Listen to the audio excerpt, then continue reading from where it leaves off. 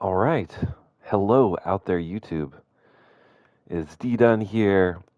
I am the average gaming dad, and we have officially reached the year of our Lord 2025. Yay.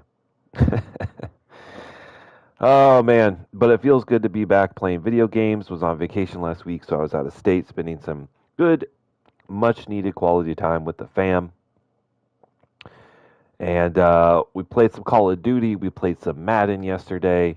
And today we are visiting what's quickly becoming one of my favorite games. Is just MLB The Show. It's just, I know it has its issues, but nothing compared to a lot of other games. It's a good game. I'm having fun.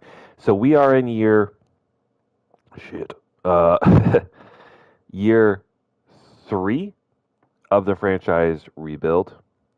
Um,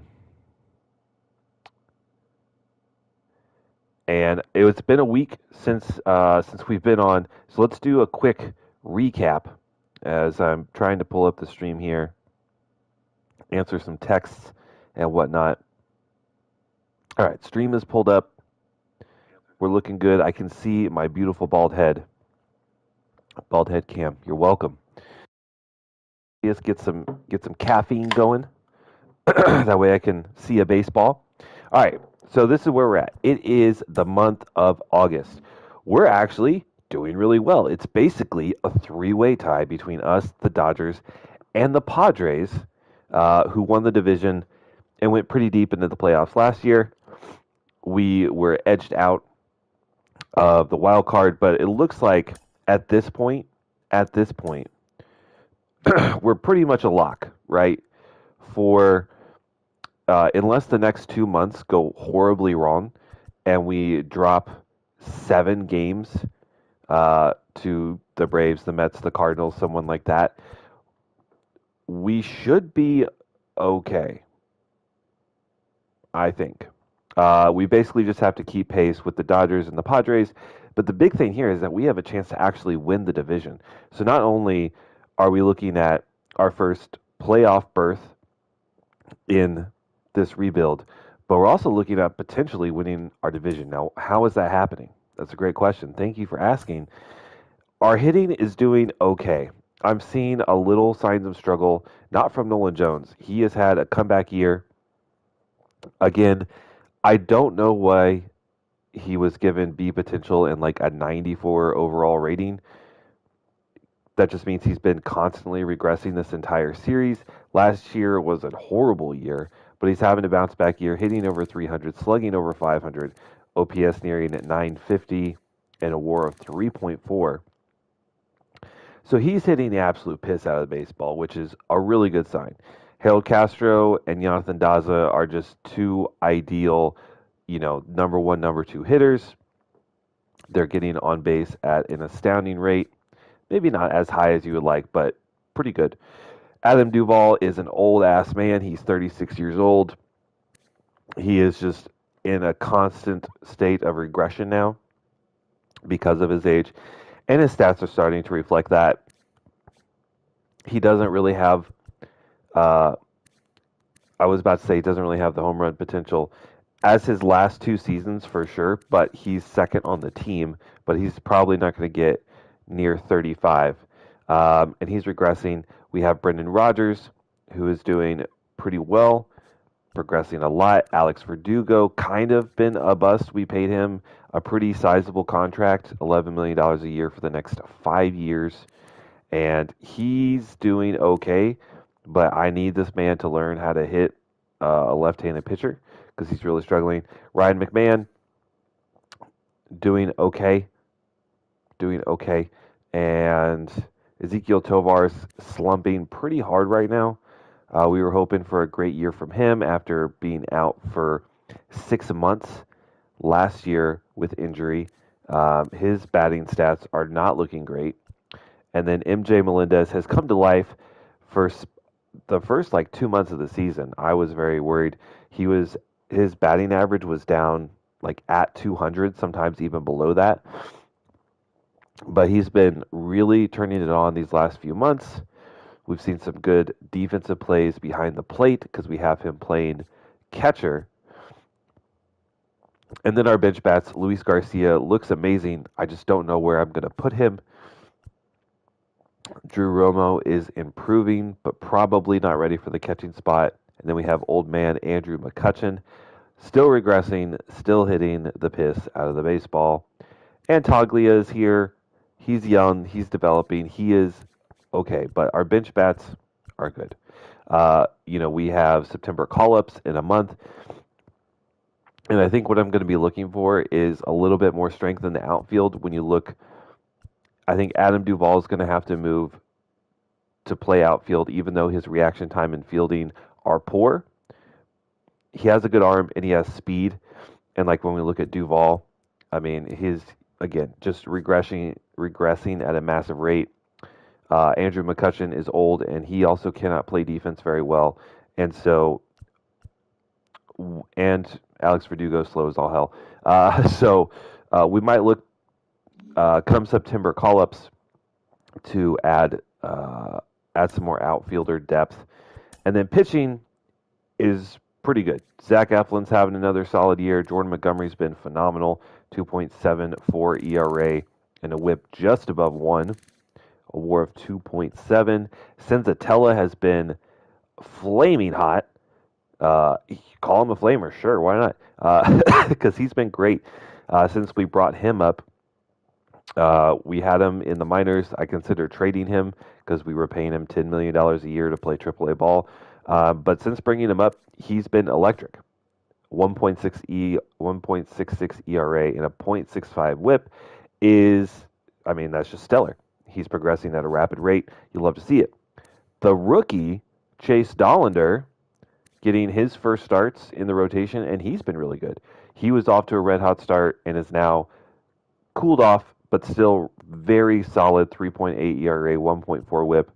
And then during the trade deadline, we got rid of Jermaine Marquez, and we brought in Mike Clevenger. He's a little cheaper, he's a little older, and he's more consistent.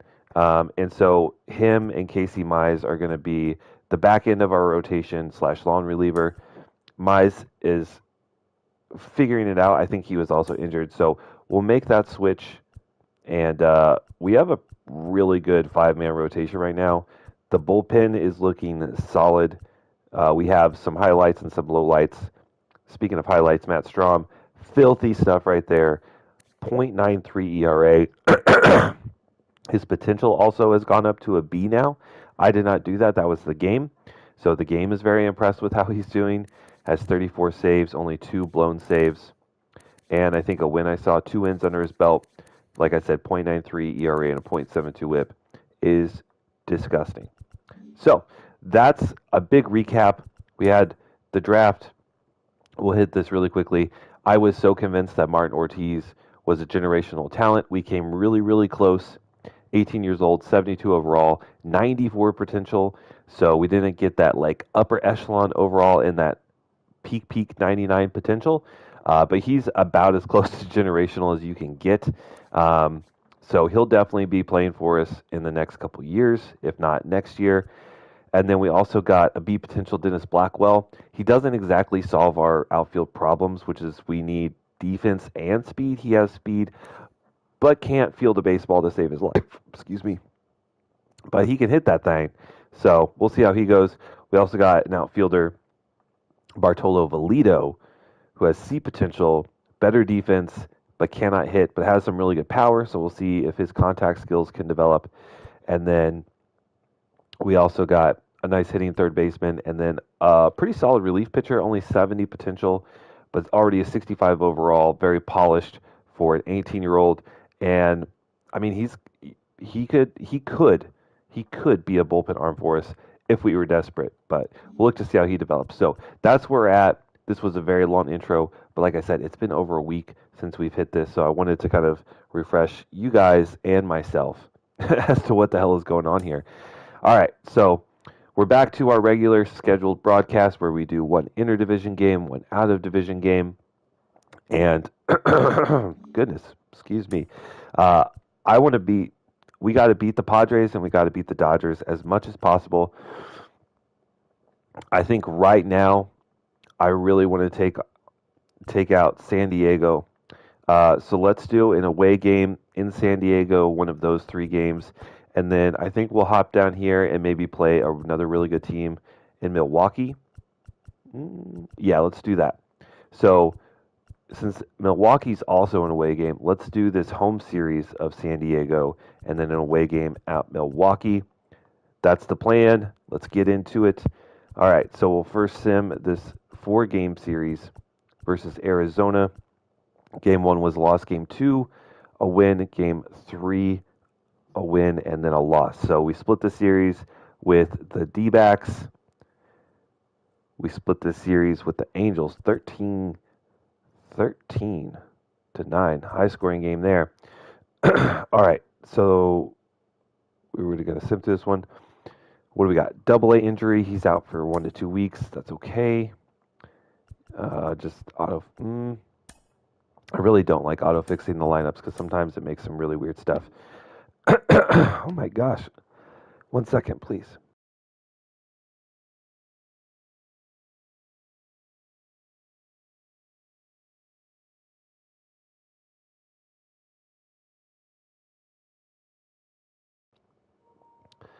Okay, I think I'm alive now. Also, what the hell is this?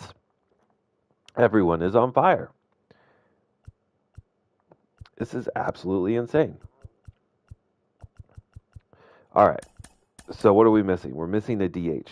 Let's get Kazuhito Imasa in a DH. Let's see if he can hit some dingers. He's got some good power, has absolutely no contact skills. But let's see if he can step up and maybe get some good bats in. Okay. How is our Double A team doing? They're 64 and 42. They're dominating. And Triple A also doing pretty well. Okay. Anyway, back to the task at hand. We're simming through this away series. San Diego takes 2 of 3. This month is not looking as good. We're already 3 games behind the Dodgers. We're a game behind the Padres after a phenomenal month of July. Let's see if we can bounce back here. Okay, we take 2 of 3 out of Tampa Bay. Let's see if we can get a win streak going. Let's see if we can get a win streak going. All right, who do we want to pitch with? I think we're going to play his first game. I am so excited to see what Senzatella can do. We have yet to actually pitch with him in a user-controlled game, so this will be our first experience, and we'll see how he does.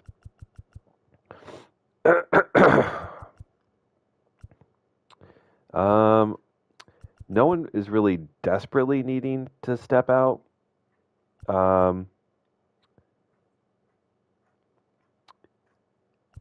And everyone's gone cold. So, not great. I think we will make a small switch here. Luis Garcia looks amazing. We'll give him some reps at short as Ezekiel Tovar is cooling off very heavily. And let's also do Melendez in right, even though, and we'll bring Romo in for Verdugo. So we'll flip-flop those. We'll give Verdugo a rest. Get some new faces in there. All right. Let's see what we can do. First game of the day.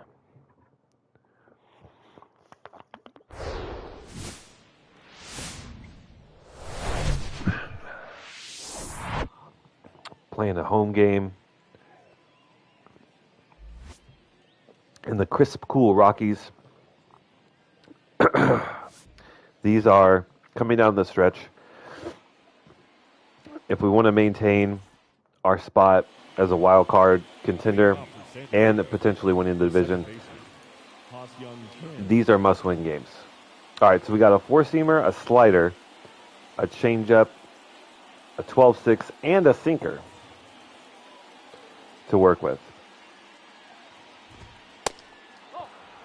All right, now based on his ratings, I'm assuming Senzatella is more of a control artist than anything. So we're going to try and dot some up. 1 and 2. I'm so sorry for all of the coughing. I don't know why.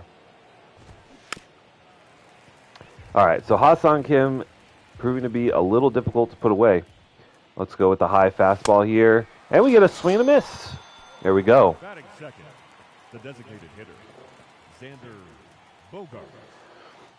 Now, I think we've been punished by Bogarts before, and he's having a really good year. 282. I want to say he was hitting as like quite a few home runs as well. But one thing that I also noticed on San Diego, all right, that wasn't a ball, but okay, is that Fernando Tatis Jr. was out for a considerable amount of time for them. So that could explain why they slumped so hard for a while when arguably their best player is out. All right, let's see if we can put Bogarts away with this little slide piece. Very close pitch. That is some phenomenal discipline. He's going to try and steal. Garcia's under it. No problems there. Bogarts retreats back to first. And that was a nice quick one pitch out, which we needed. See if we can spin it to win it again against Machado.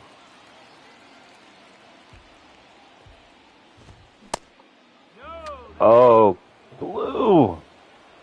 Blue, blue, blue, blue, blue, blue, blue, blue. All right, there we go. We finally get him. We had to throw an extra strike in there, but we finally got him. And now we're going to get to see what our bats can do.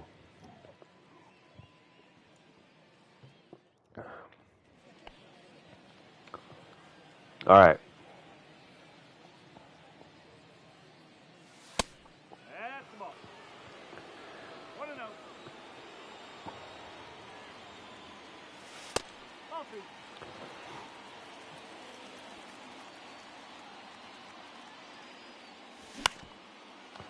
All right.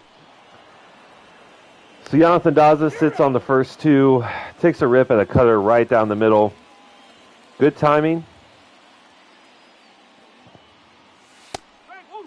Seen this a lot. But our timing has improved a lot over the year. Been able to time up these pitches a lot better. Had a lot more consistent contact, and it's led to a lot more wins. All right. Joe Musgrove proven to be pretty tough.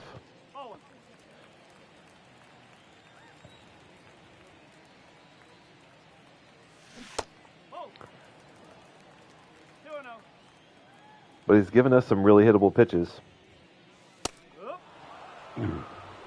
Okay. Umpire is not good. Neither is Nolan Jones on that swing. That is a pitch right down the middle. And we whiff a little bit. Beat it right into the ground. So 2 pop-ups and a ground out is how our first 3 batters go down. Less than ideal. The center fielder, number 5, Mike Yastrzemski. But, I mean, we know coming into this, you know, we're fighting with San Diego and LA for that number 1 spot in the division. So we got to know this is not going to be an easy game by any stretch of the imagination.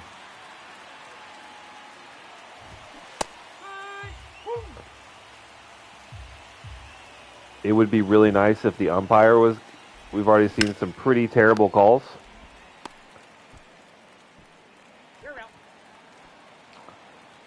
Doesn't hurt us there.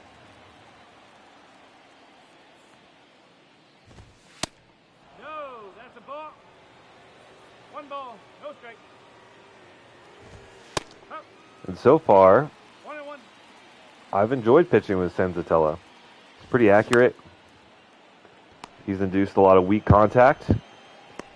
There's a great field and throw from McMahon at second. Showing a good bit of range and the jump throw.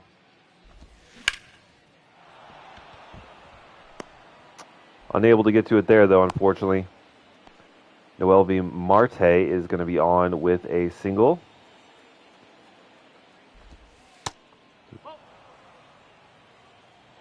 So maybe we just need to sim games with Senzatella, because I'm already allowing a lot more base runners than he has in simulation. And runs. Pavin Smith takes a steep. Holy hell. That thing was absolutely crushed out to right. Padres are going to take a 2-0 lead. I mean, not the best placed fastball.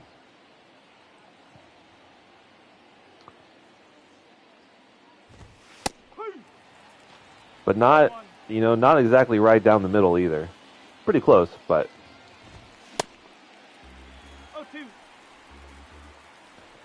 Would love another strikeout to get Senzatella back on track. And there we go. Slider just catches the bottom of the zone for strike 3. But we got some work to do on offense. We're behind.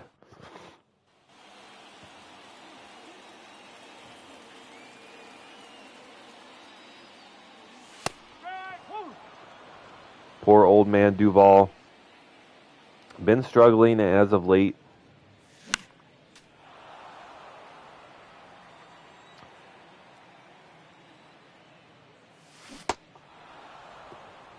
We early on that curveball? We are early. Not very early, so it's not an extreme.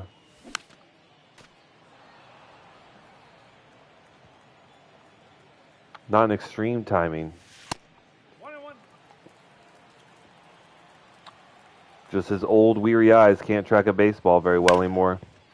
That one's a good one, though. Brendan Rodgers having a good season, and that's going to continue. This one rolling to the wall.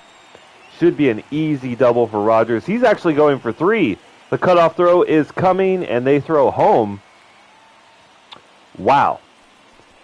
I thought we were just going to have a routine double. Instead, he pushes it and manages to get a triple.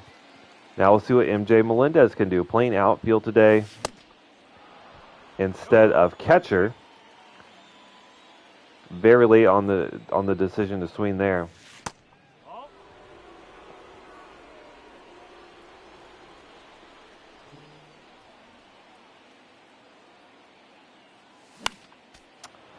That was a really good pitch to take a rip at. We're just early on it. Working into a 2-2 count. Obviously, really good spot to get a run across here.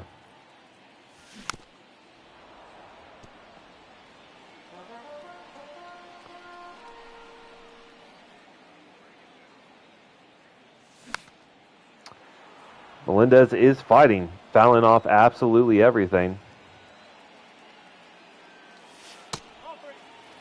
Ooh, that was a really, really close pitch.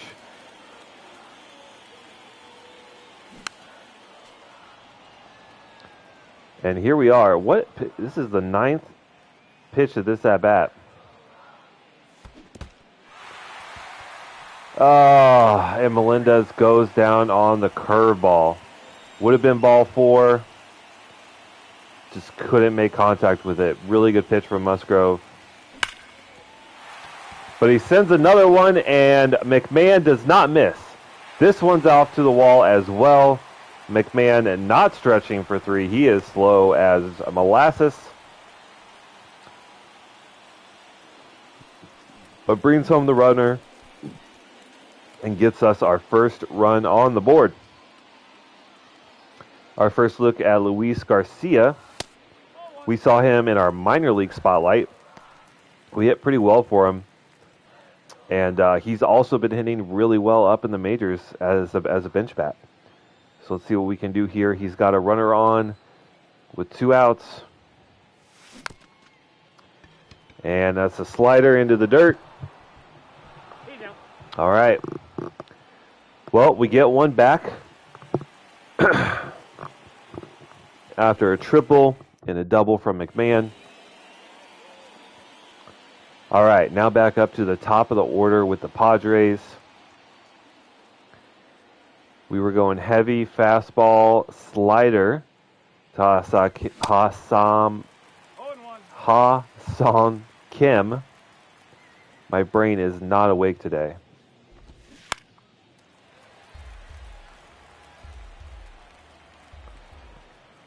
So this at bat, we go with inside fastball, changeup, and then the outside fastball to put him away.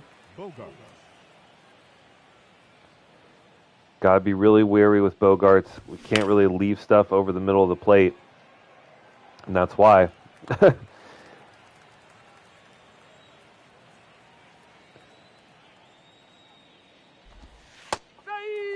Nice. All right, now we got a little bit of room to work with. Let's try and get him on a far inside fastball. We get the swing, but he manages to fight that one off. Okay. So now we'll spin it away from him with the slider. He bites, but they say he didn't go around. Let's see if we can dot a fastball low and inside. He takes. 2-2. I still like it, though. We're going to go back to it. Come on. Dot this one. Okay.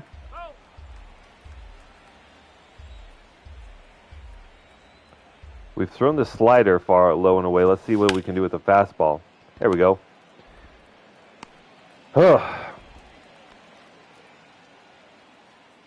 Some of these guys, man, making us work for it, for sure.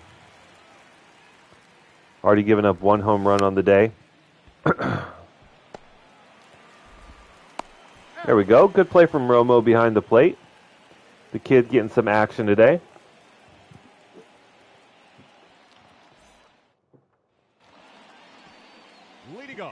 Speaking of which, the catcher, Drew Romo.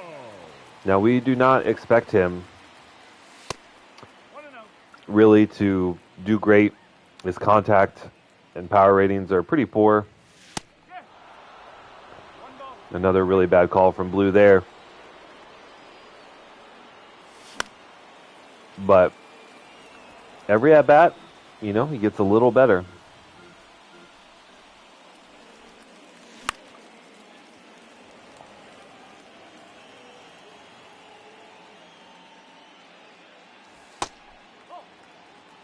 And he's hanging in there. Making Musgrove work for it a little bit.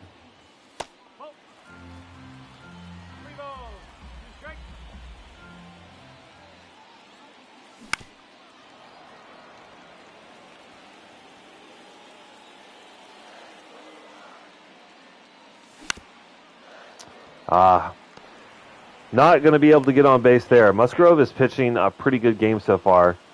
He started off giving us a lot of pitches right down the middle. We couldn't make him pay. But doing a good job of staying right on the black. That one, though, not so good. Jonathan Daza is going to rip that one out into left. That's a double for Daza. And we got some base runners going. I love it. I love it. See, there's a miss. Fastball right down the middle. Let's see what Castro can do. He's 0 for 1. I think it was a shallow fly out for him in the first. It was. He's a reliable 300 hitter, so we got to expect he'll probably get on base at some point in this game. And there you go. He rips one out to right field. Not very deep, but that should be enough to score Daza. It is. And an RBI on the line for Harold Castro.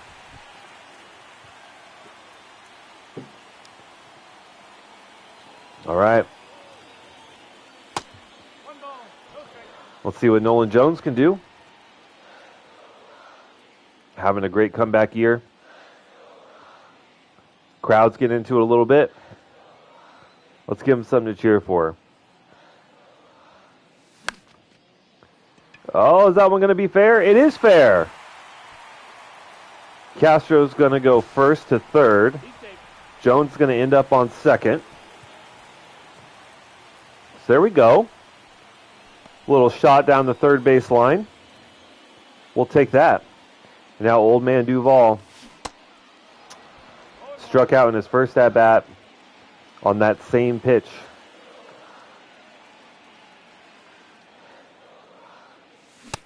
His ratings are just plummeting. And his vision being all the way down to 33 it's going to be really hard to just time up pitches and to make contact on the edge of the zones.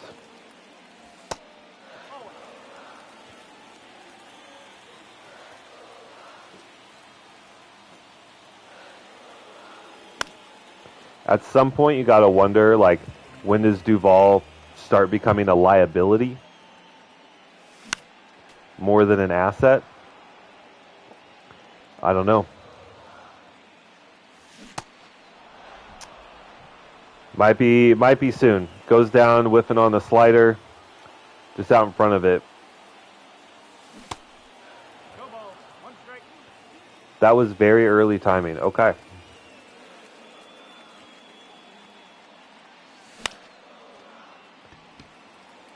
And that strikeout turns out to hurt us quite a bit as we fly out instead of getting a sacrifice fly. That's tough. We're going to need a lot more from Duvall. I know he's old. I know he's regressing. But he started off the season really well. But he's got to come up clutch in situations like that when we have two runners on.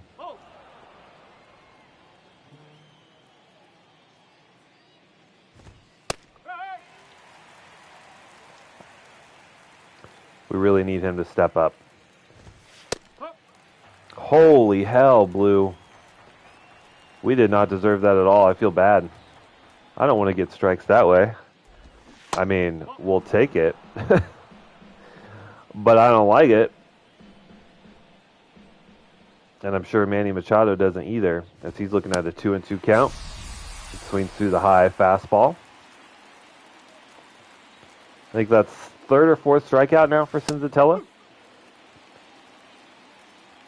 Which, not striking out batters at, an electric rate, but given his ratings, much improved.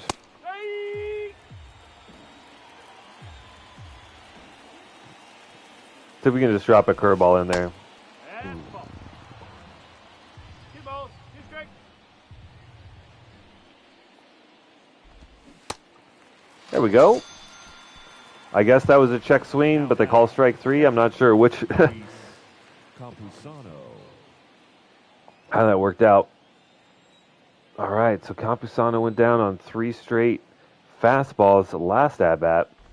Starting him off with a slider here. 0-1.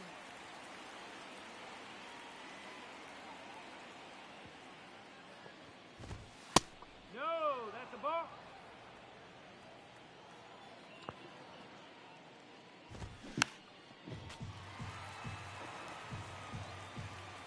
All right, Senzatella closing in on 60 pitches Nope, that's low. in 4 2/3 inning of work. Not the most efficient, but some of these batters, man, 3 balls. they just will not swing at anything close. And they're fighting off everything that's around the zone. Ball 4. All right, that's another walk. Now batting, shortstop, Noel V. Marte.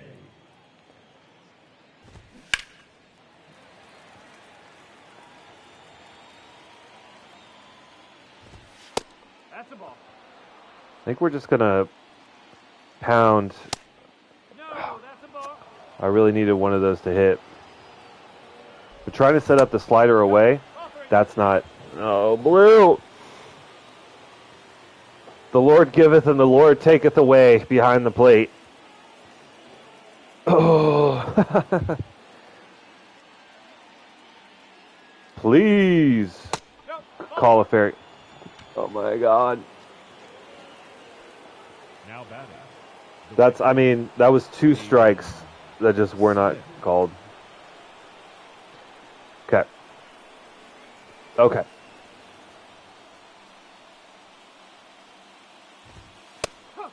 Pavin Smith took us deep last time.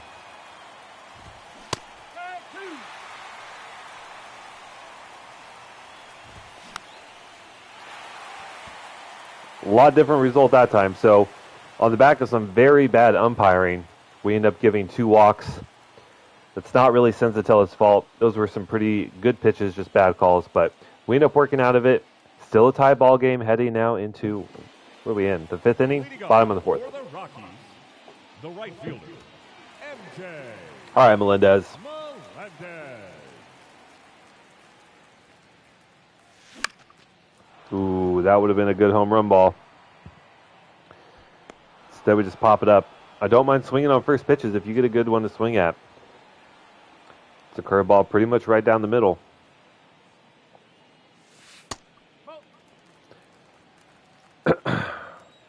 All right, McMahon was one of our runs earlier. He had a double which drove in a run. This one pretty high, pretty deep, but dies at the track. And Musgrove kind of getting away with some pitches here. No ball. 1 strike. I mean,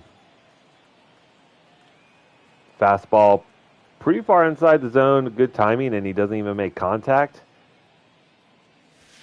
That's kind of ridiculous.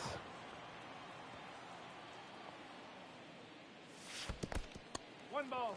2 strikes. All right, Garcia, let's see something. Giving you an opportunity. Damn.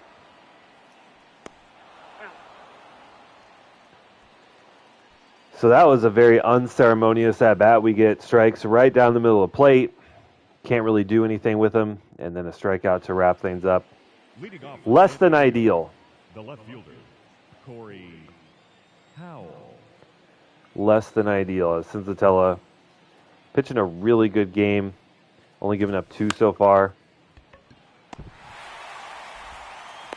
And McMahon with another excellent defensive play. The batter, number 7. Diving for this one. Times it up perfectly. Gets the catch and the throw on his knees. You'll love to see it. No, that's high.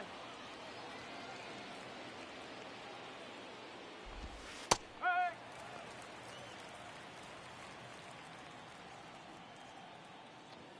Senzatella, though, closing in on 75 pitches. 1 and 2. Gotta think that we're going to need to start looking at the bullpen in the next inning or two. Would like to see him get maybe at least to the 7th inning if we can. No. I think that's going to be tough, though. 1 and 0. Strike. Woo. 1 and 1. Ball. 2 balls. A lot of these batters are just taking them so deep into counts. They've been incredibly patient at bats from the Padres today.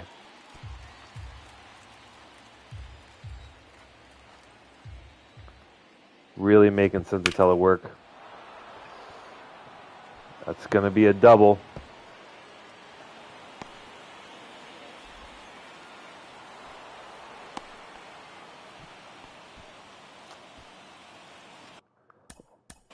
Let's look at who we got.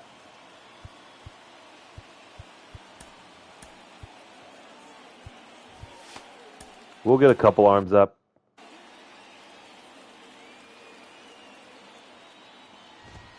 Strike 1. Definitely not in panic mode by any means. I mean, Senzatella's already proven that he can work out of some jams. Ball. High.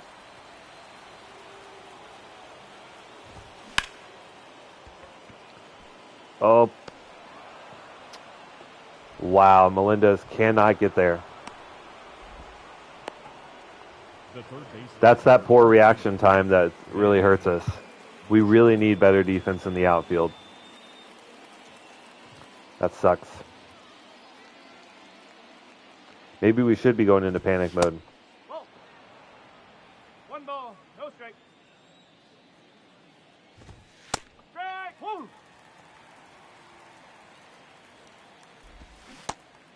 One ball. 2 straight.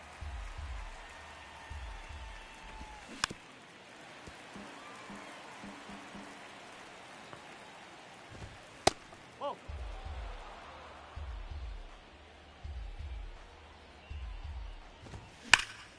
Oh, God. Yep, I think it's going to have to be time to pull Senzatella. Actually, send the runner home. Pretty good throw by Melendez, but it's not quite enough oomph on it. Mike Yastrzemski.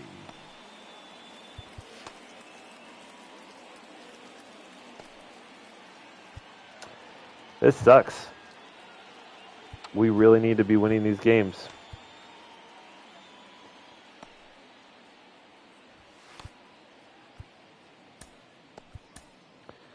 All right, we'll bring in Larkin. Ladies and gentlemen, your attention please.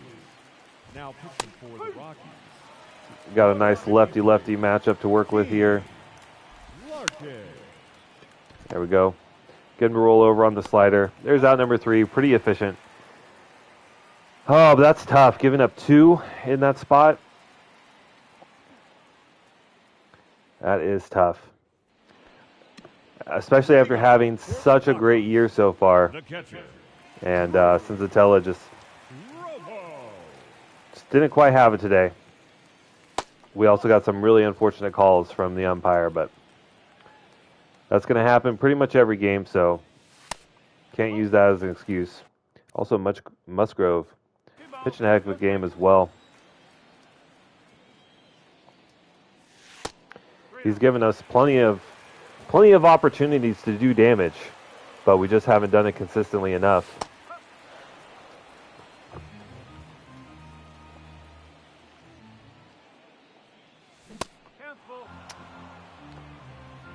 It's a good timing that we just whiff on. Not much you can do. Like, from my end, I can only hit the button. What happens after that is up to the baseball gods in the game. But, all that said, Drew Romo gets to rip one into the first base gap. Manages to get to right field, and he gets on with the single. Now let's see what we can do with Jonathan Daza.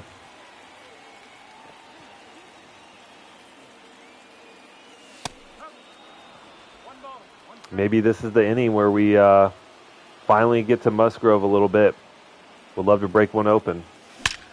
That's a good way to do it. Just another single, but that's 2 runners on, no outs. And the heart of our lineup coming up. Now batting, first baseman. Castro's amazing. Castro. And he's got like 97 clutch. So he hits a little single. Or maybe that's going to turn into a double. I'm not sure. He stays at first. Daza goes first to third. Run scores. Now we have runners on the corners with no outs for Nolan Jones, who's having a really good year. Would like to see him hit with a little bit more power. He does lead the team in home runs, but that's not saying much. You know, we're 4 months into the season. I think he has like 18 home runs.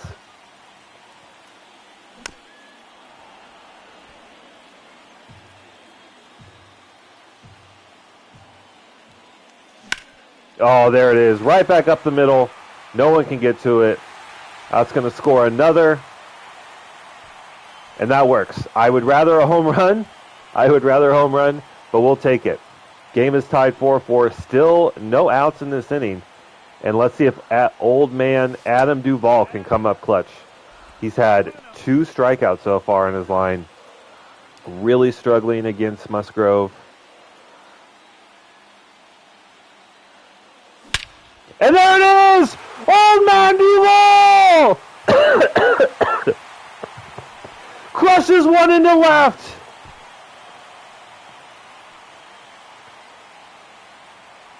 Your attention, please.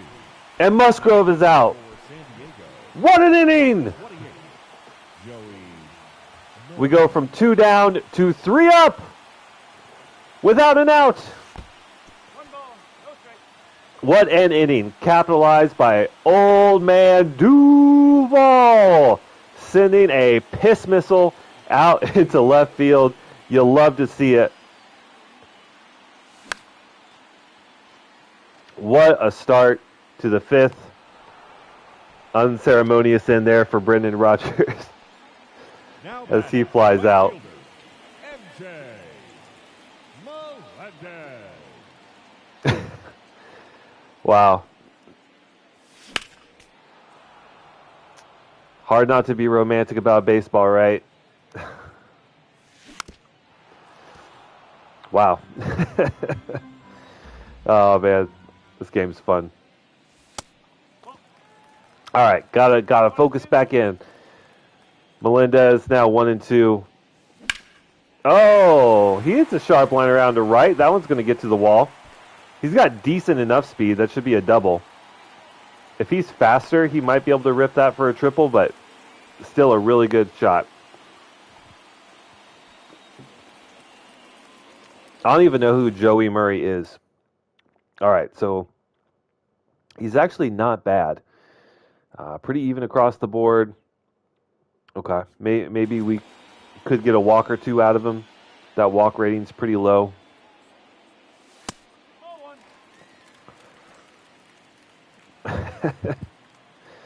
Oh man, that was just too good.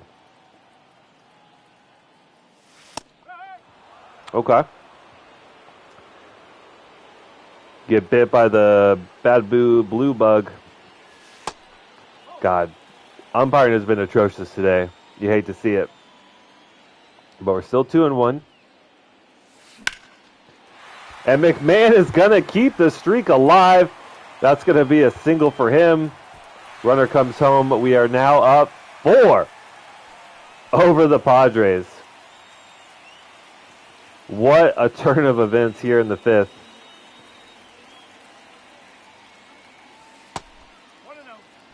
We went from having good timing swings where we weren't even making contact to just hitting singles, doubles, and homers. Just getting everything. Would love to see Luis Garcia get something going. We're thinking that he's going to be a staple in our lineup for years to come, but having a tough go at it today.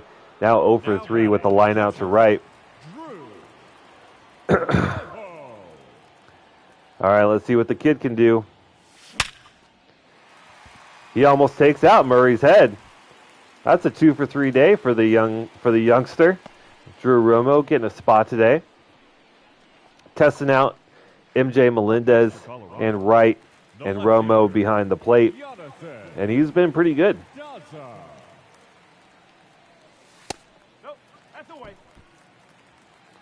Right now, Rockies just seeing the baseball really, really well. We've actually gone through the entire lineup in this inning. And the train is going to keep going. Jonathan Daza with a single. Runner goes first to third. Bringing another run home. What an inning for the Rockies.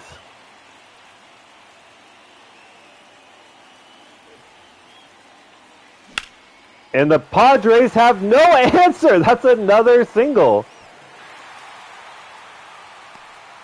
We now extend our lead to 6. And we're going to see our third pitcher of the inning. This time, Brad Keller. Oh, man. He's good, though. I don't know why he's a reliever. 81 stamina. I guess he's their long reliever. He looks okay. We got a slider, a four-seamer, a sinker, and a changeup.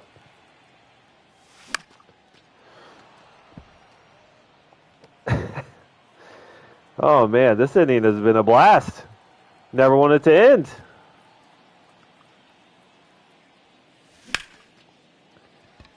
That was a good one for Jones to rip at. Elevate a high fastball, but ends up dying in the outfield. The inning finally comes to a close. But what an inning it was. Capitalized with the Adam Duvall monster shot in the left. Holy hell. Can we see hits in an inning? I don't think there's a way to see how many hits we had in an inning, but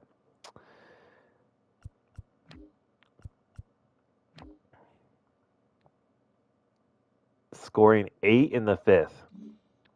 Holy. All right. Gotta lock in.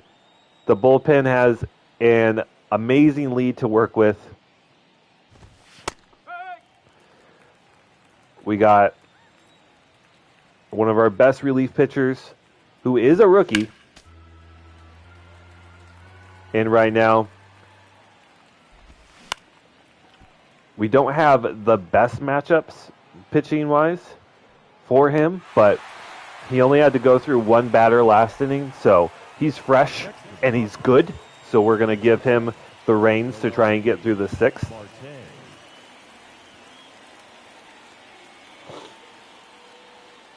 Man. And if we can just shut down this Padres lineup, just go like 1, 2, 3, and get our bats back up there, maybe we can keep the hot streak going. That would be amazing.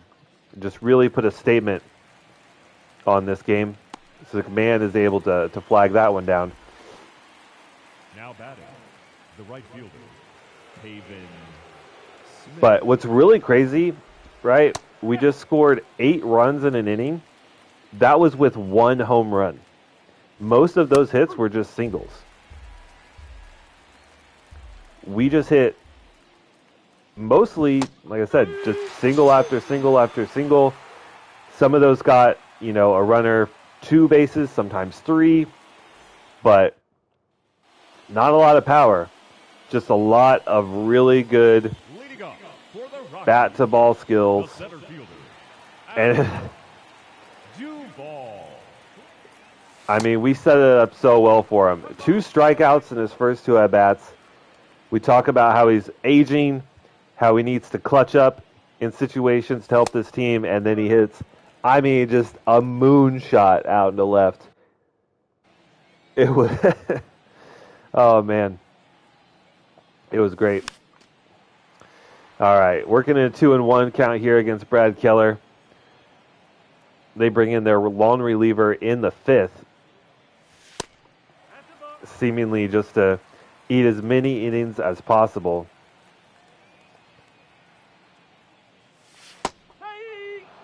That was a really good slider. All right, let's see what we can do here in a full count.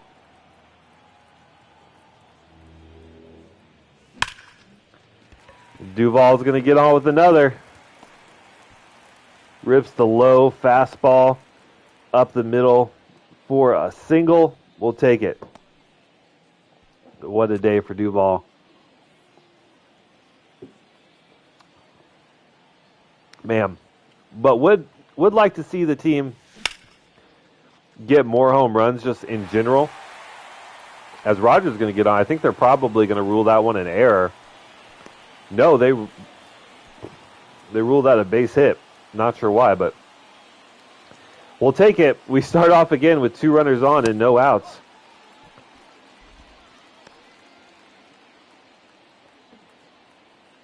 Just, we were not looking good the first few innings and then just started blasting everything.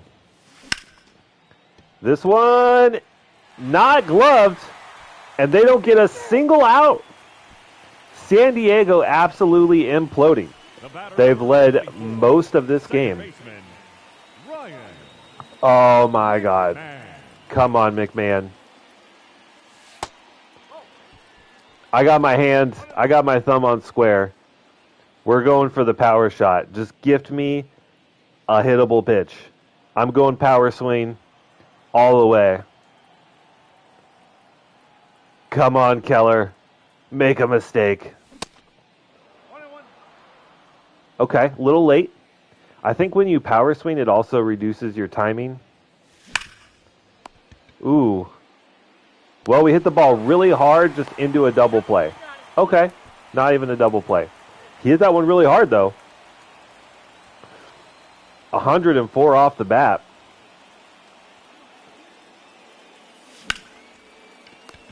And that is certainly going to be a double play. Okay. So it looked like we were set up for a monster inning, and then we end up grounding out into a double play, but we still get another run across the board, extend our lead to 7. San Diego, the left fielder, Corey Howell.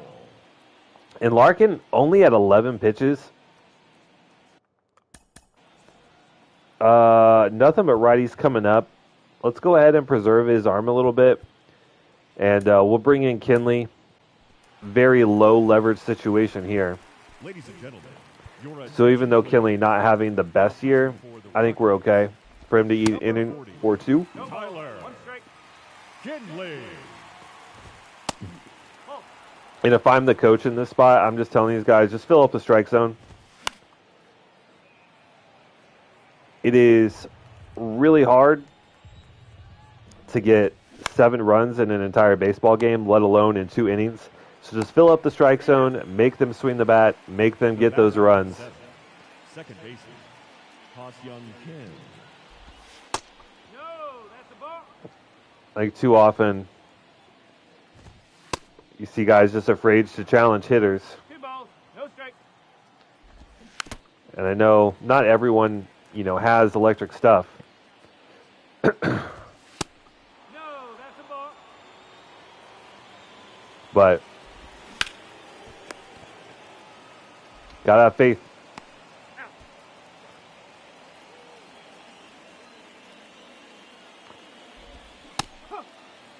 But Kinley, no problem retiring the first 2 batters. And the third one, Xander Bogaerts, is going to go down expeditiously. And that is a quick 1-2-3 inning for Tyler Kinley. God. Oh, man, I just still can't believe that 5th inning we had. That was preposterous. All right. Who needs to eat some innings? Matt Koch, Coach Koch. Actually, let's get Lucas Sims in. He has not been worth the money at all. Let's see if we can get some work with him, because he should be good. He just has not been.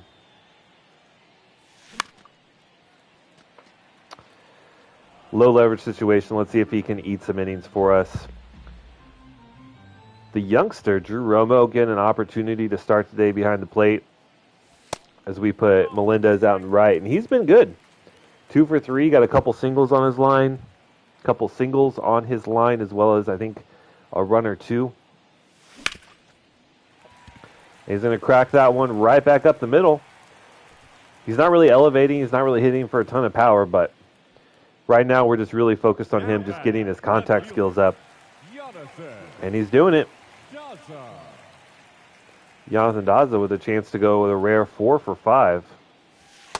That's out the corner.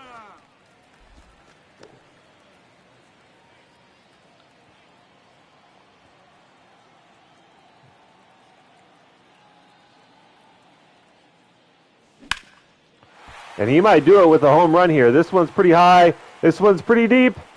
And that one's gone! Ladies and gentlemen, pack your bags. Next stop, Pound Town. Jonathan Daza goes 4 for 5 on the day, adding a 2-run shot to his line. We extend the lead to, I don't even know, 9. This is a blowout. I don't think we have ever scored this many runs in a user-controlled game.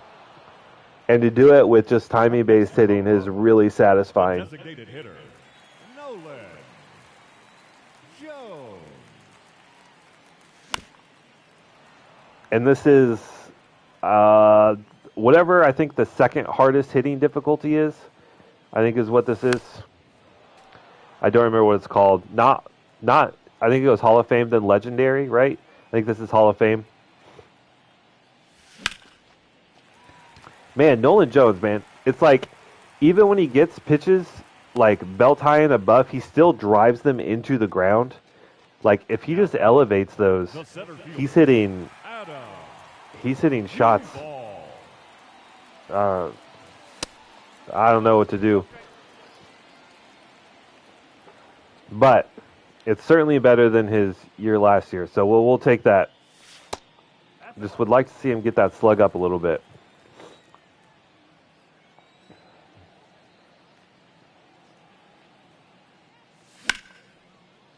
Oh, tough. Duval. Chance to add another hit to his line. But really good catch out and right over the shoulder grab on the run. Not easy to do. It looks like Rogers is going to give us out number 3. Barreling up a fastball into center field. Fly out. 21 hits on the day, though. You can't be mad at that. Now pitching for the Rockies, number 39. All right, Lucas Sims. You've been ass. Let's see if we can not be ass. That's the goal. Also would love to see the umpire behind the plate not be ass. We have seen some very questionable calls.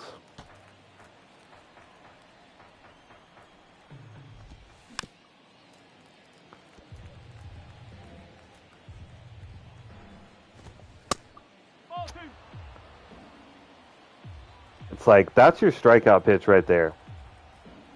You fed him a bunch of pitches low. He's probably not looking up, and then you miss by like 4 inches. Now we're in a full count. We're just going to challenge him. Jesus.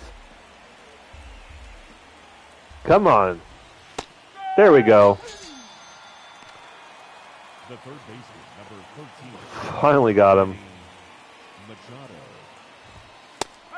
But yeah, I think we just need to see more consistency and control out of Lucas Sims in high leverage situations. He just misses. And he has not really had good swing and miss stuff. If it's in the strike zone, a lot of times it gets hit. And we have usured quite a few home runs with him as well. Just, I don't know, maybe it's just an off year. The center fielder, number 5, Mike But Yastrzemski. we need more pitches like that.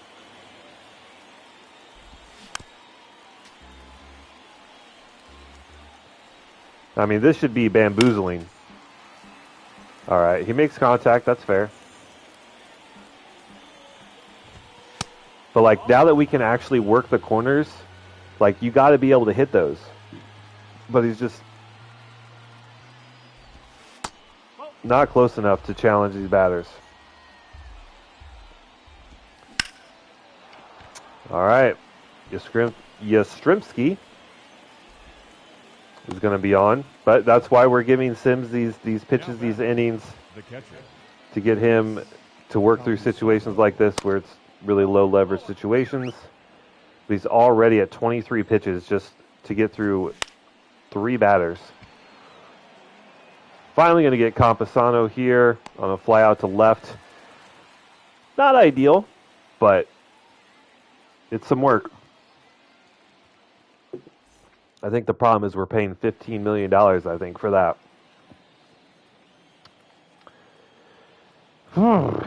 What a game. What a game indeed. MJ Melendez, high, deep, off the wall. Ooh, I thought we had just hit another homer. I mean, that had to be inches away.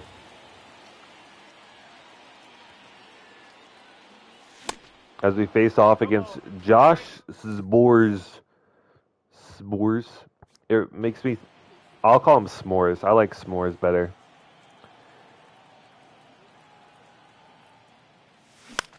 You take the graham. You put the chocolate on the graham. Next, you roast the mallow. When the mallow is flaming, you place it on the chocolate. Garcia. speaking of s'mores, in case you were curious where that was coming from, and baseball, if you don't know the s'mores scene from The Sandlot, then you probably don't know. Then you just don't know arguably one of the best baseball movies of all time.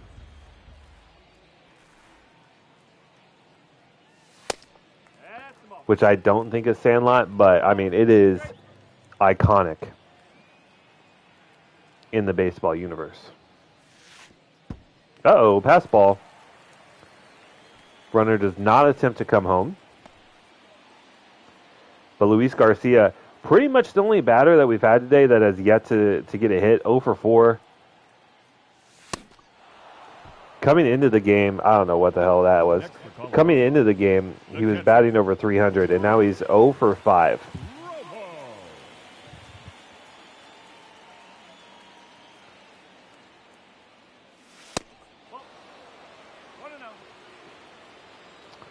So riddle me that one, Batman. I don't know. That's just baseball, I guess, right? Go through hot and cold streaks. I mean, we look at averages to kind of to gauge a player's ability, but even if a guy's hitting 300, that doesn't mean he gets a hit every 3 at-bats every time. It's more like he might go 5 hits in a row, or he might get a string of games going 1 for 3. Noel V. Marte. All right. Come on. Just get some fastballs across the plate.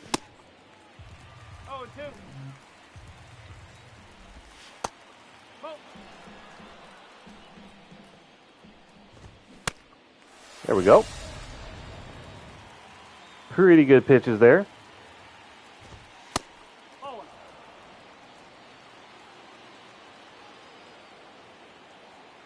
Holy. We got Angel Hernandez Jr. behind the plate today. He's like, Angel Hernandez retired. Hold my beer. I'll bring him back.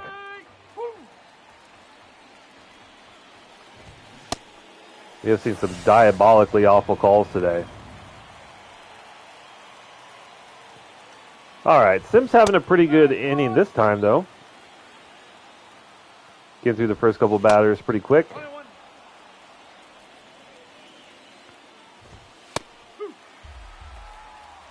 There's a bad call that works in our favor. We'll take it. Come on, finish him.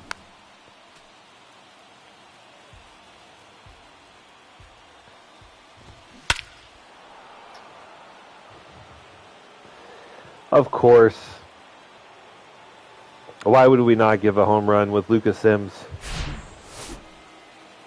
I mean, that's... he has 52 contact and 45 power. He gets a low inside fastball just on the edge of the zone and just hits a piss missile out to left. I mean, I don't know what you... like. You really... it's about as good of a fastball as you can get. Maybe an inch or two off from being like perfect on the black. Like I just don't know what else you can do if you're Lucas Sims, and especially against, like, at least ratings wise, not a very good batter. All right, follows that up with a strikeout. We just needed him to eat some innings, try and get back on track. But what a dominant performance. And it was not consistent. We had an inning where we just absolutely shat upon Musgrove. Larkin gets the win. Musgrove takes the L, and we lead the series 1-0. Player of the game goes to Jonathan Daza, who goes 4 for 5 with a home run. But the 5th inning, 8 runs in the 5th, highlighted by the Adam Duvall home run. 2 doubles for Melendez, 1 for McMahon, Nolan Jones, and Daza. Brendan Rodgers managed to eke out a triple in there. and then a home run by Daza, which was a solo shot, and Duvall, which was a 3-run homer.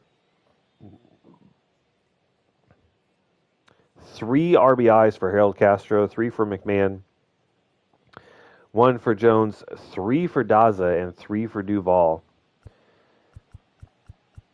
And then pitching was okay. I expected a little bit more out of Senzatella, considering how.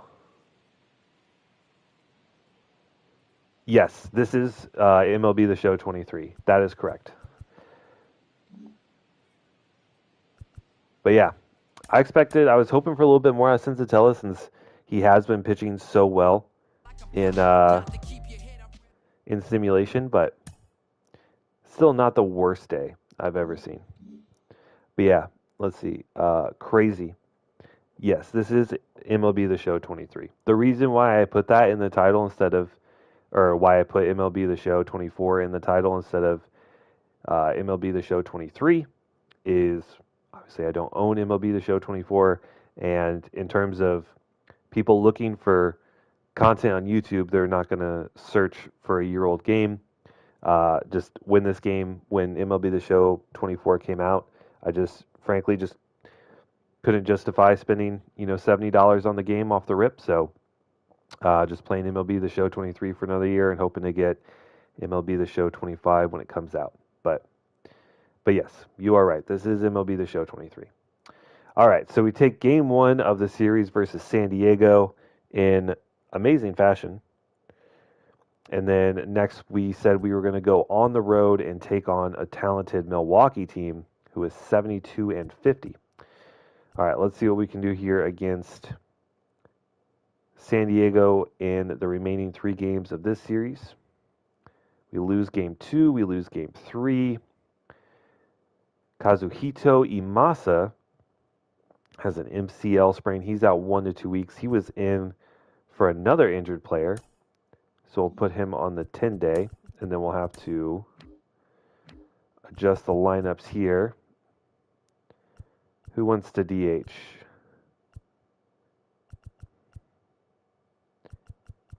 It looks like Eddie Gonzalez might be the guy. He's got decent contact skills, so we'll throw him in there. Oh. He does not play third, though. Can our first base? No.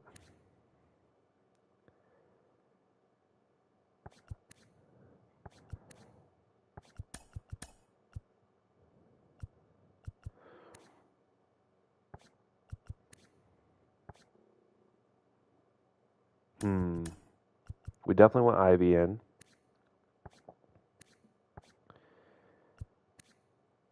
Do we have anyone that can play third? Kevin Gale. It's going to have to be you, buddy.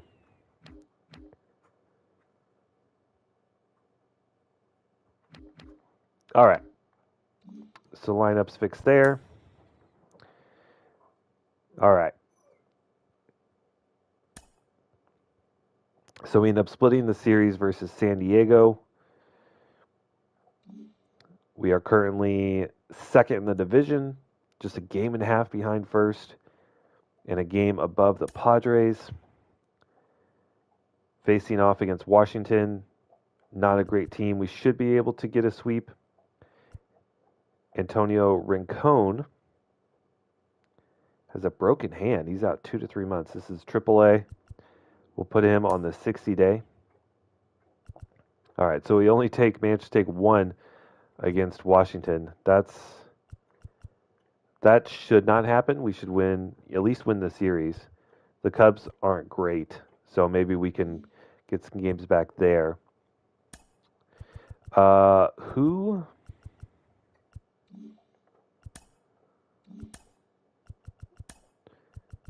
Let's see. Imasa, we knew that. Rincon, relief pitcher. Okay. So that's fine. Oh, man. Just think if we could have had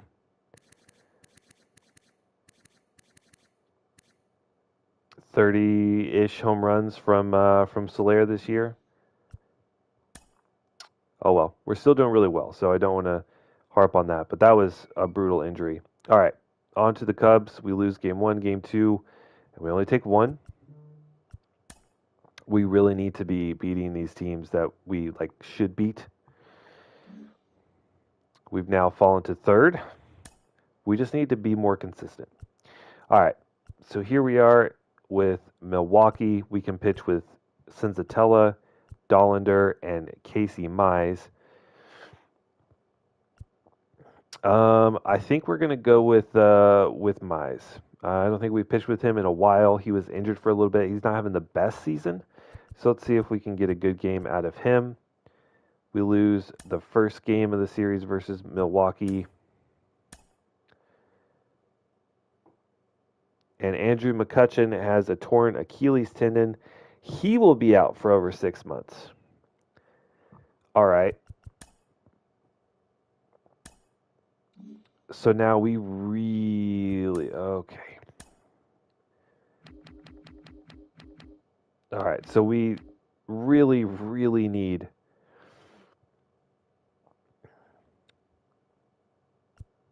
some outfield depth. We've tried Bouchard before. He's doing okay in the minors.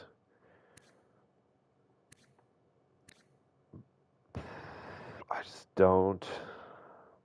I mean, relatively small sample sizes here. He's done well enough in the majors. I see that -4 contact versus righties. Gives me some pause. Ryan McKenna looks like he's doing okay. He can actually hit lefties, which is something we don't have. He does have really good defense.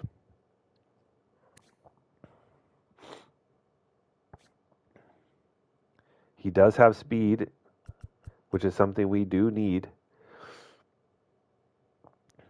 Montgomery probably not too weak versus righties. Everson Pereira. Only 71 overall, only 23 years old. Not the best hitting stats, but he's hitting well enough in AAA. But I think right now Ryan McKenna looks to be our best bet. Out and right, I guess we could bring up Zach Veen. Is it time to bring the kid up to the show? He's having a heck of a year down at AAA. Hitting .331. He's got not quite as much speed and defense, but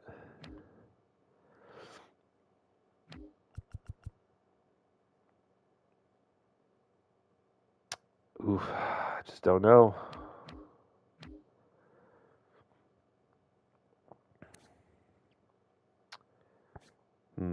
Oh, I just realized Ryan McKenna also only has 28 at-bats. We got him via trade this year. So I think it is time. I think it is time. Zach Veen, welcome to the show. So he is one of the highest ranked prospects, I believe, in baseball.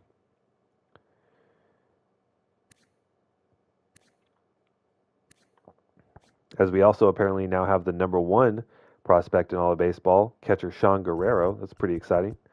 Yeah, Zach Veen, number 12, 12th ranked prospect in all of baseball. He's going to get a go in the majors, and now we got to figure out where do we put him. Duvall is still cold. He's still struggling. Again, we really have to think, at what point does he become a liability more than an asset?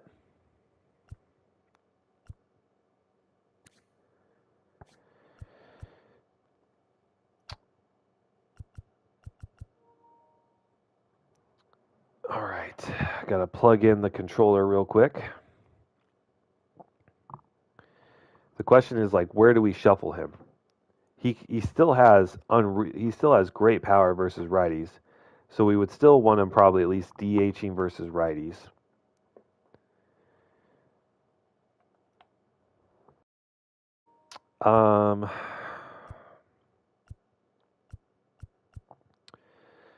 Verdugo's still hitting, very well. Also, I didn't realize this has 22 home runs. So just this, our 3 to 6 spot have all hit 20 plus home runs this year. That's pretty great.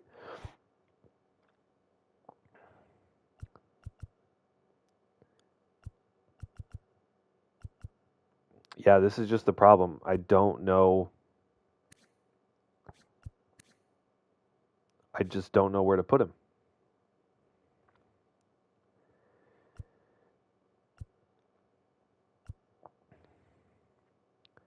I just don't know about. I think what we'll do to start. Is I think we'll have him in instead of Duvall against lefties because he has better contact and about the same power. He has better speed and about the same defense. So that'll give him some reps. We'll get to see, if he can hit at the major league level. And if Duvall continues to slump, then we'll start him versus righties, I guess.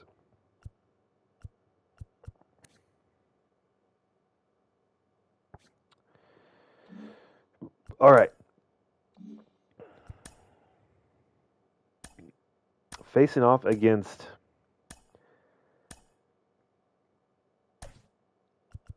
Oakland A's legend,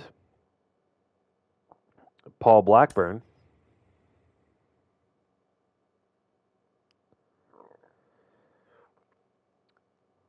Zach Veen just came up to the minors. What are you talking about? He hasn't seen action for several games because he hasn't been in for several games. We'll skip that notification. Thank you. All right. Yeah, so Paul Blackburn during the atrocious what was it, 45, 50 win season for the A's, he was the lone all-star for the team. He's definitely not elite, but he's okay. He's got to be old as dirt now, though, since we're Leading off the afternoon for 3 years into this? Yeah. Just like the definition of a pitch to contact guy. Oh, he's only 31. Okay. So he's not having a great year. Probably someone we can get at. Colorado, the left fielder, Jonathan Dawson. All right. And we're going to start with a flyout. All right, curveball right down the middle. Can't do anything with it. Let's see what Harold Castro can do. I mean, so far Blackburn has just seeded 2 balls right down the middle of the plate. You'd love to see it. All right, so we're early on the cutter, a little late on the sinker. We find ourselves in an 0-2 spot. Let's see what Blackburn can spin up here. Gets us on a strikeout. 12-6. Castro just whiffs. Not the worst timing. We're just late on it, but way below the plate. Got to see that one better. Ball 1. 1-0.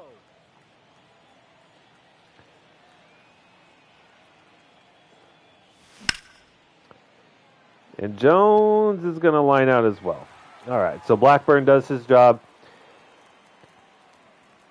He throws. I mean, he's just throwing pitches right down the middle. We'll get to him eventually, I'm sure.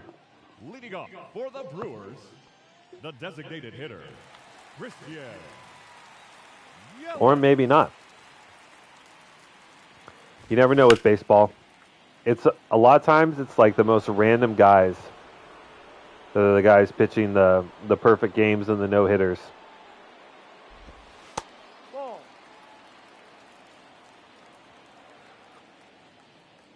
So who knows? Maybe Paul Blackburn ends up throwing a perfect game against us today. Ball 2.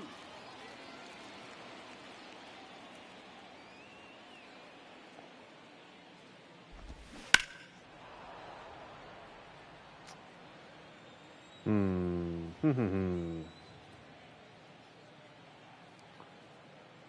if we can put away Christian Yelich here with a sinker, and we do.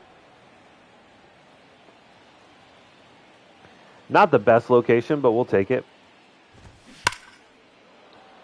Who the heck is Sal Frerlich? Oh my goodness. 88 overall, only 24 years old. Insane contact versus righties. Insane discipline. On base is 420. YOLO. Slugging 540? Who is this guy? He has 11 triples. Holy. Let's trade for this guy. He looks incredible. Ball down low. Obviously not a guy with his speed that you want to walk, 1 ball, 2 strikes. but also just incredible contact skills.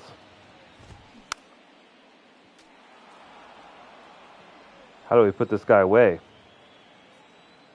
Maybe a splitter?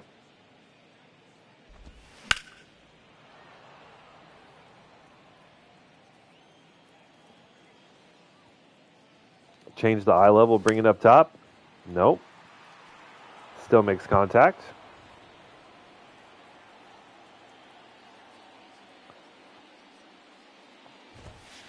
Ball 2. 2-2. I don't know, Blue. That one's pretty close. That one was pretty close. There we go. Yes, you're out. So we get the speedy Frerlich out. And now Royce Lewis. These guys have some hitters, man. For sure.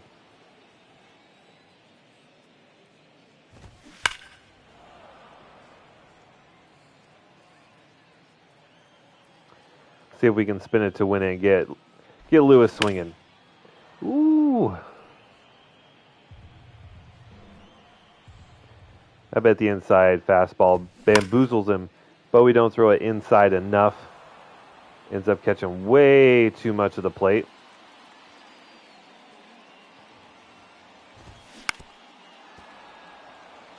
Really making Casey work out here. Closing in on 20 pitches here in just the first inning. That's a ball.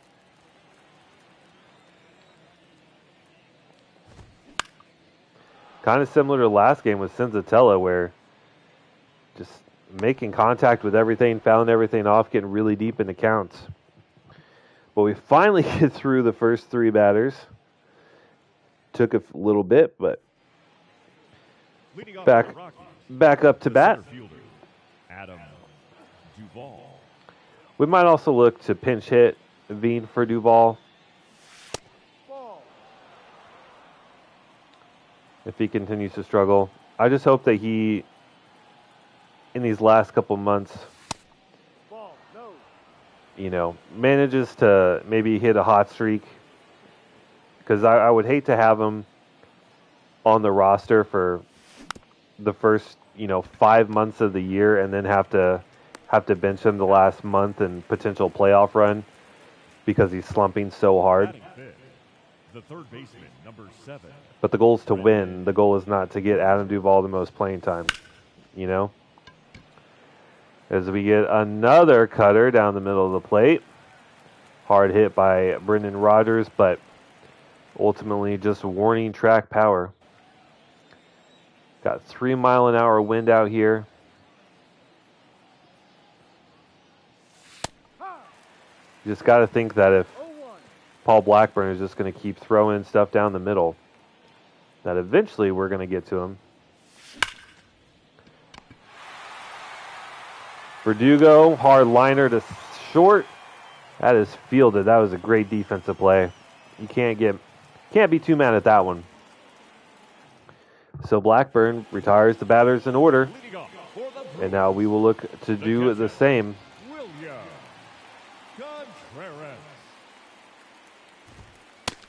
Ball. I don't know, maybe we just need to throw the ball down the middle.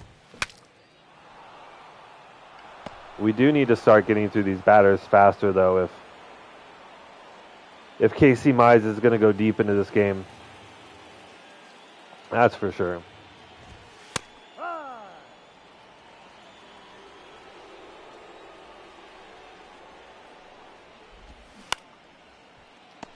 There we go. Being much more efficient in this inning. Getting some soft contact out of the back end of the Milwaukee lineup.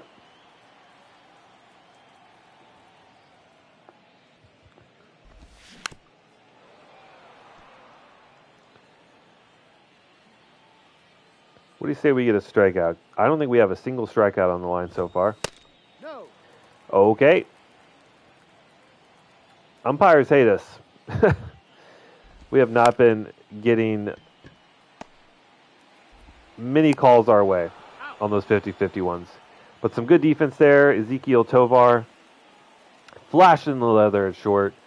Ranges over, makes the catch, and a good throw. Blackburn in the third inning is only at 12 pitches.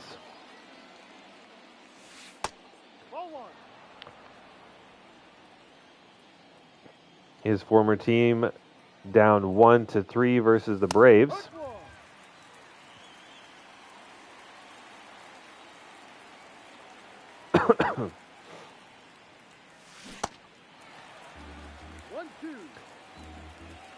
McMahon, I swear to God, dude. Good timing. And we whiff. That one's going to get through, though. Thank goodness. Those are always heartbreaking. And every time I'm just like, oh, I need to go back to PCI hitting when you get a good timing swing and the guy whiffs. But I like the challenge of just, it's not hard to just hit a button. But it takes a lot more patience, I think, to just kind of hope for the best when you're only doing timing-based hitting. Oh, that one's actually going to get past the third baseman. I'm not sure what happened there. He just literally just went right to him. I thought for sure we had just hit into a double play here.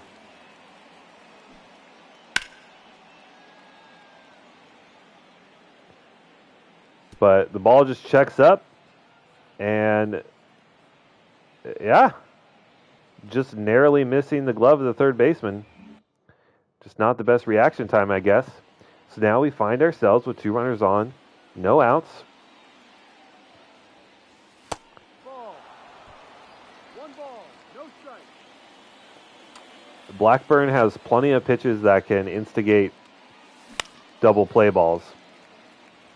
So we have to be wary of that.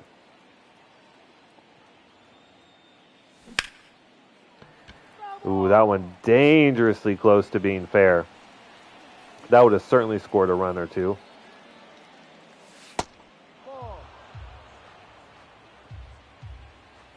Really working the lower inside part of the plate.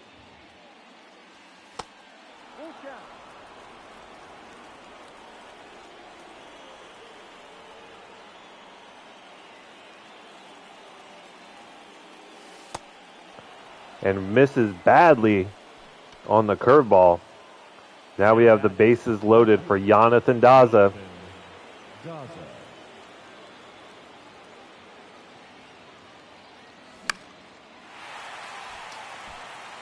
Get a hard inside sinker, pops it up.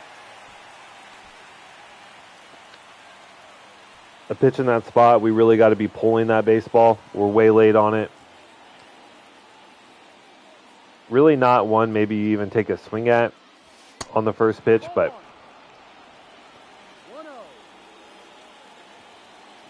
we really need Castro to drive one.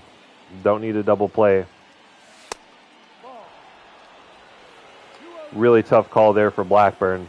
Should have been strike one, ends up getting called for a ball.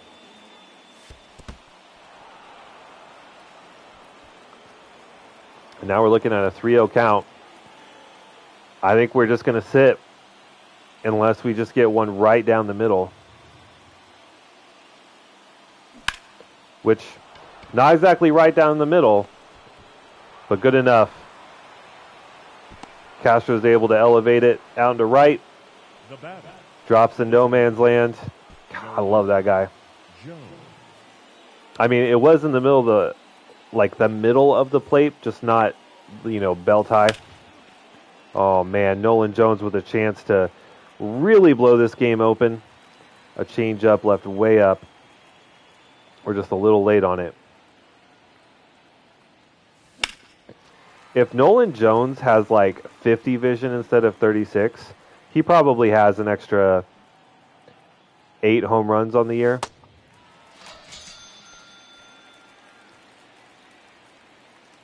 That was very early? Okay.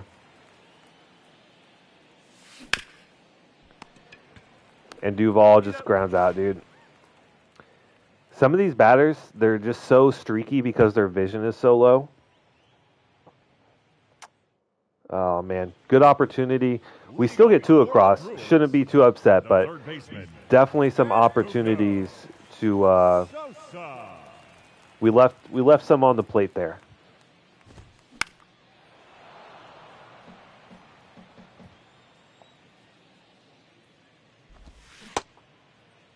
That's a check. What do you got? All right. I feel like that was actually a terrible call. It didn't look like he went around from my point of view, but... We'll take it. Some questionable umpiring these last 2 games that we've played. And we send down Edmundo Sosa The right fielder, with the inside fastball. Rosario. No ball. I'd be remiss to say we have, for me, quite a few viewers in on the stream right now. I really appreciate you guys being here. Just want to say thank you for your time. I really do appreciate it. If you are new and you're enjoying this content, maybe consider liking, maybe consider subscribing. But once again, just even if you don't, that's fine. I just really appreciate you guys being here nonetheless. As we have back-to-back strikeouts against these Milwaukee batters. Seems like the top and the middle of their lineup is very potent, but then maybe the back end of the lineup is not quite as strong, not quite as threatening. And we've managed to get through those 3 batters very quickly. 1, 2, 3. And we are back up at bat with Brendan Rodgers. Lined out to center field in his first at bat. Gave it a good ride.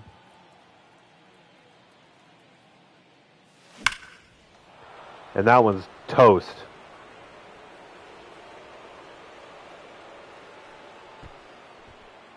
Absolute no doubter. 110 off the bat. Ends up hitting the second deck solo shot for him. What a shot. Just so casually, too. Verdugo getting a hold of one. Unfortunately, this one is going to find some leather instead of grass. I know that Verdugo's having a pretty good season, but I just feel like every time we use her, I just never see any crazy games out of him, which is weird because you would think someone with 99 contact and near 75 power versus righties that we would see at least 1 home run. As we see, I guess they'll probably count that as a hit, but another opportunity for Milwaukee to get it out that just passes by the glove.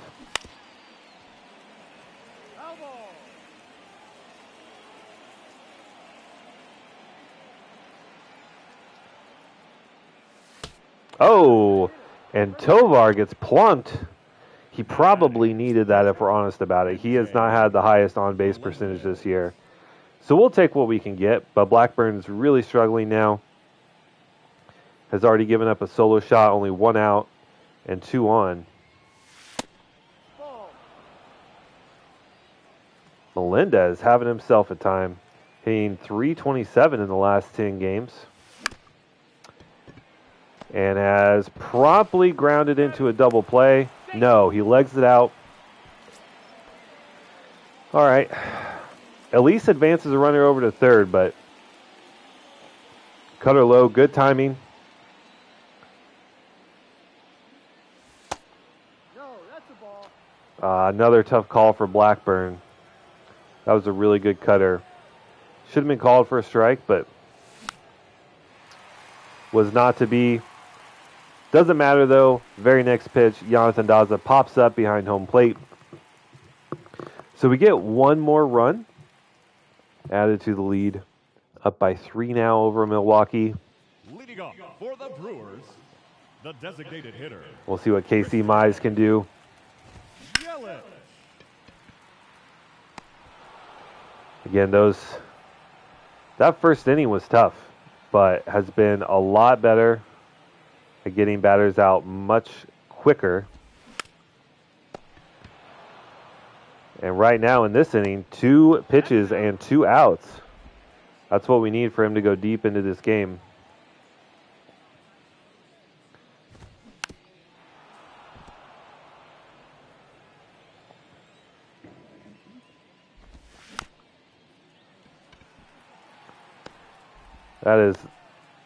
That one was really close. It's where I would love to see more than 30 whatever speed out of McMahon. Harold Castro.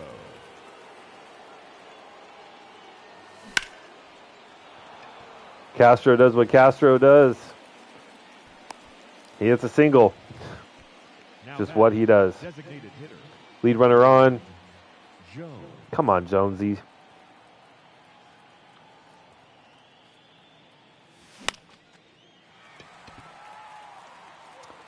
Fly out. Does it tell us if he's a pole hitter or not? Does not. I wish I knew that.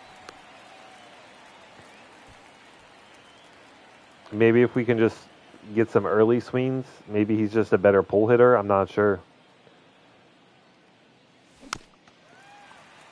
But that is another opposite field fly out.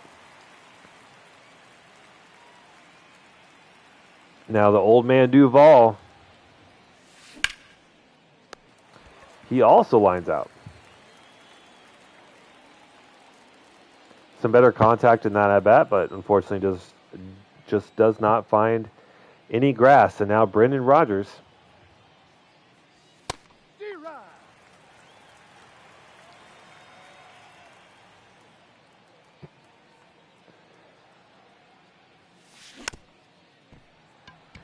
It's a weak chopper.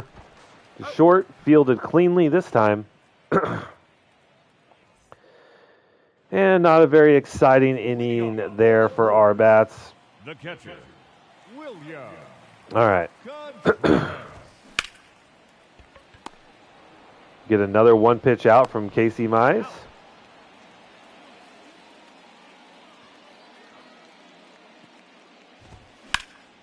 Really struggled in those first innings, but now just giving up a home run. A no-doubter to Owen Miller. 413 feet, his 21st of the year. Yep, that'll happen. Not the best located pitch, but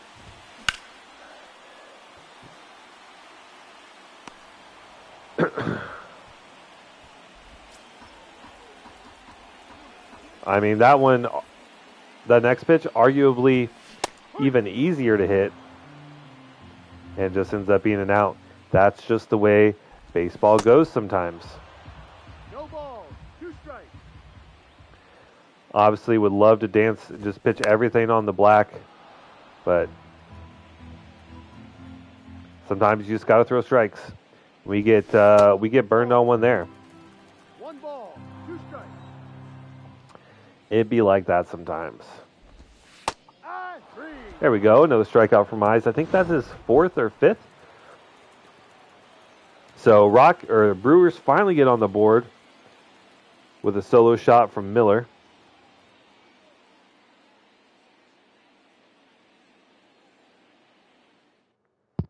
Ladies and gentlemen, your attention please. Now pitching for the Brewers. And now we will see Dakota Hudson. Dakota. All right, 1 sec. I need to return some text here.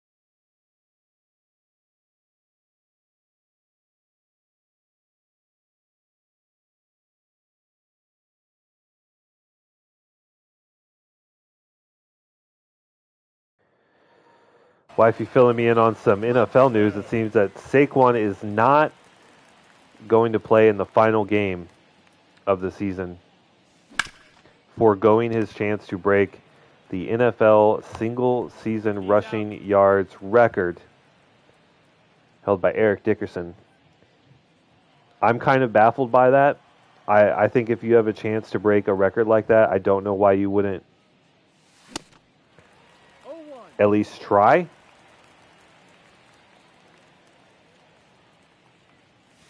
Especially for a running back. You know, Saquon's probably 27, which is usually goes downhill from there. I mean, Derrick Henry's 30, I think, and he's having a good year. But I mean, you have to like really take care of yourself. So I don't know. We'll see. But I'm kind of shocked, especially with the chance for Saquon to break the record versus the team that let him go for Daniel Jones. I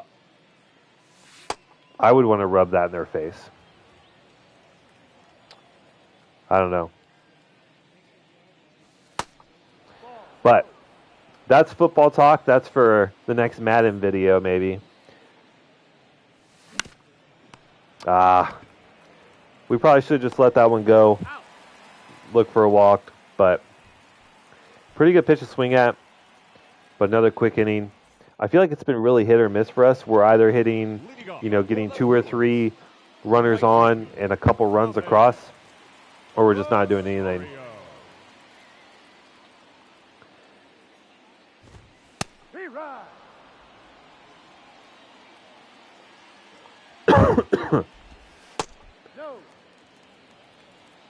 Mize, of course, after a really tough first inning, has just been electric. Gave up the one solo shot an inning ago, but is starting to rack up some strikeouts. Now batting, second baseman. Is getting through batters a lot faster. And he's looking like he should be able to go pretty deep into this one.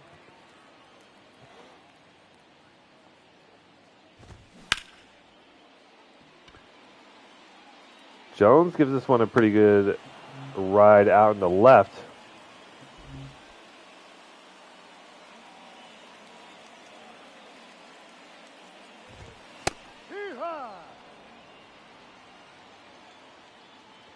And back up to the top of the order, Christian Yelich. 0 for 2. See what we can do here. Payoff pitch. Oh my God, what a diving. Oh, that was so close. Still, a hell of a defensive play there. What an effort. That could have easily been a double. Instead, it is just a single. Unfortunately, another single given up here. Sal Frelick manages to get on. Now we got 2 on with 2 outs. And Royce Lewis, who crushes righties.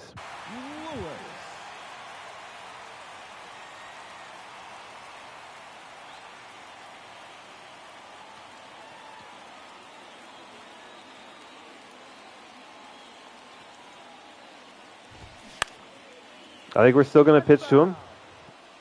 We don't have to give up anything crazy. We still have a base open. Ball, that's down.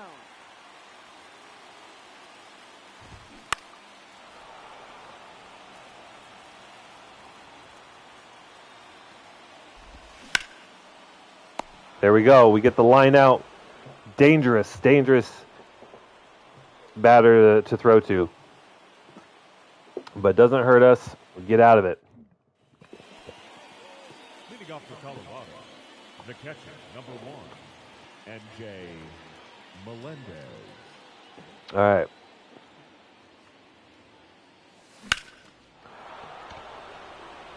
Fans are happy. That's music to my ears. That's going to be a double for Melendez. First pitch swinging. Get a slider right down the middle from Dakota Hudson. I mean, you cannot have a pitch more down the middle. Would like to see that hit for a home run, but we'll still take a double.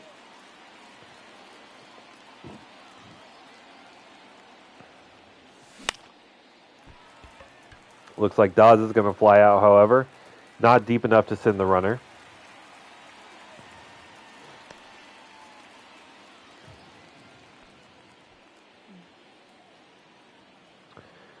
But we know what Harold Castro can do in his, 97 clutch rating, 96 clutch rating. So good with runners on, and there he is again. Little gapper out in the center. That's going to be a double for Castro and an RBI. This has to be the best D potential player I've ever seen. I think season 1, I just saw the D potential and didn't really even consider starting him. And then once it dawned on me that how good he is at the top of the lineup, he's been up there ever since. And he's insanely consistent. That's a ball. Consistency that we're looking for out of Nolan Jones.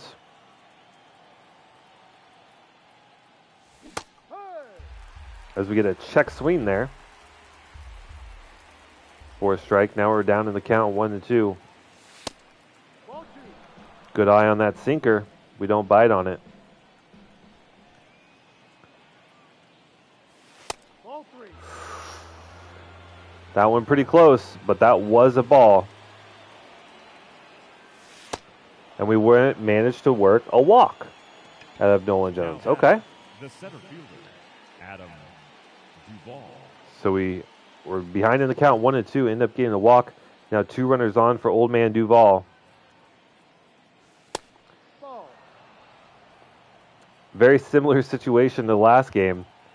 0 for 3 with some strikeouts. 2 runners on.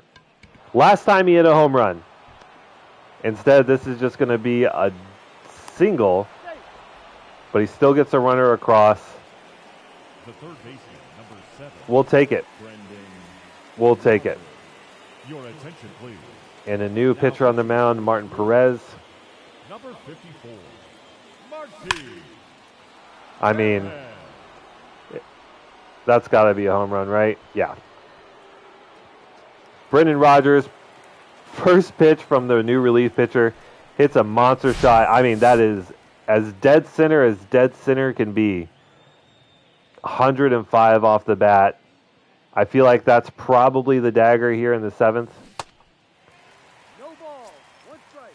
As Verdugo with 90. Oh, we're facing a lefty now. Okay, that makes more sense. But Verdugo's going to get on. I feel like Martin Perez, maybe not the best reliever, has proceeded to give up a 3-run home run and then a single. Yeah, only 68 overall. That's tough. That's tough. Yep. I mean, great for us, but still tough. We could look to pinch hit for McMahon, as he is not great versus lefties, which is probably part of the reason why they thought about bringing in Perez.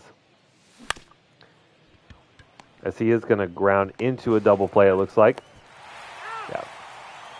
So Ladies and gentlemen, getting to McMahon was good, but the previous two batters, not so much. We end up getting a 3-run homer.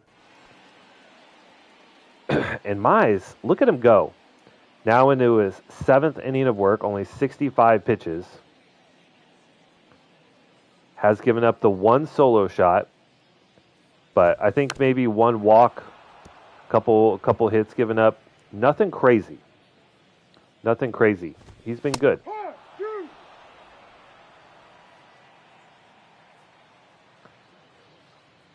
And we've seen some good swing and miss on the slider. There it is again. He should be getting close to double-digit strikeouts for the game. Slider once again catching the outside part of the zone. Oh, run does a run. There we go. No problem fielding that one. Miller punished us earlier in the game with that solo shot. So it's not like he can't hit. The back end of this lineup, though, has not been good for Milwaukee.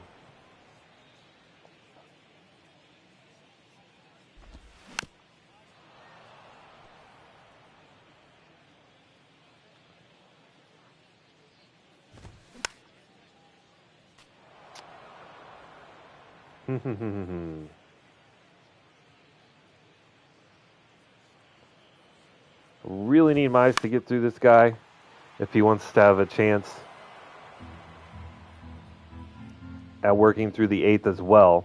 Closing in on 80 pitches. This one, number 76, fouled off.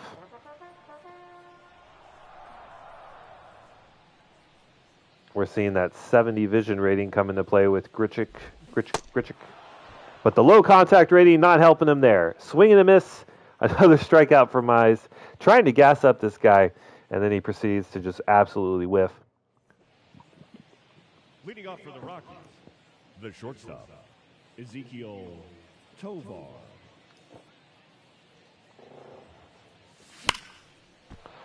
There we go. Getting Zeke involved, not to be confused with the Dallas Cowboys, who actually just released Zeke this week. Now batting. I'm a poet. NJ But yeah, our Ezekiel Tovar hits the liner out into right center field. Gets on with a double. Milwaukee electing to leave in Perez after giving up 3 runs in the last inning. Nice curveball there. It's got Melendez in a 2-0-2 count.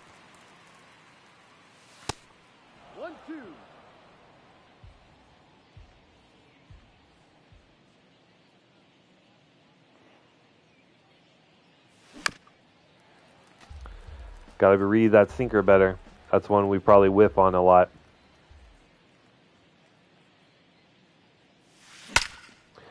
Not that time.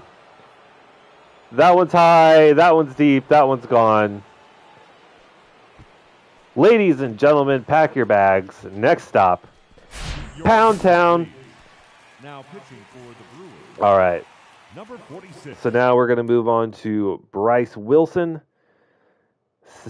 71 overall righty, 27 years of age. Having a really good season. 2.81 ERA, 47 strikeouts. He looks solid. Wilson. But is it too little, too late? I guess we'll see. Jonathan Daza promptly hits a liner to first base. Gloved cleanly. But Castro is Harold Castro. Just a single machine. Opposite field. Now batting, the designated hitter. Pull hits. Doesn't matter. He makes contact, it lands. We have a 9-run lead. We're cruising. 1-0. We have seen a lot of runs in our user-controlled games. You love to see it. Would like to see a little bit more when we're simming. We've been playing more like 500 ball this month after coming off an amazing month of July.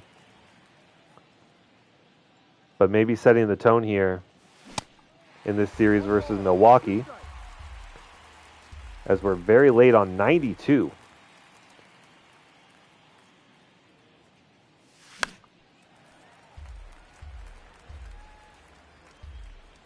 Nolan Jones is in a 1-2 count on 4 balls.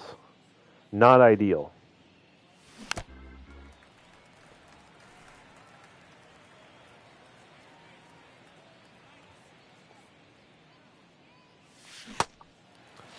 Goes down on the circle change. I mean, beautifully located. Decent timing. We're just late. That's very close to good. We just whiff. Broken bat for Duvall. Probably should be trying to take our at-bats a little bit more seriously here, but when you're up 9, it's very easy to get complacent and just swing at anything in the strike zone. So can't necessarily fault the guys, but Casey Mize trying to give up another home run. That one right down the middle.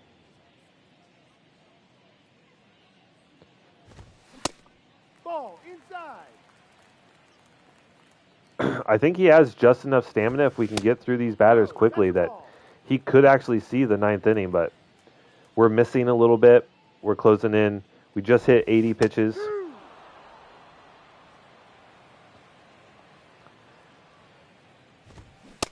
Full count. I think if we walk this batter, we're probably going to have to go to the bullpen and start warming up an arm. We'll give him a challenge fastball, try and get him inside on the hands.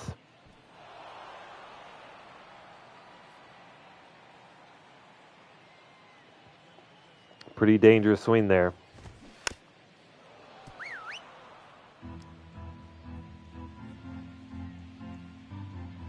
And Mize is getting tired.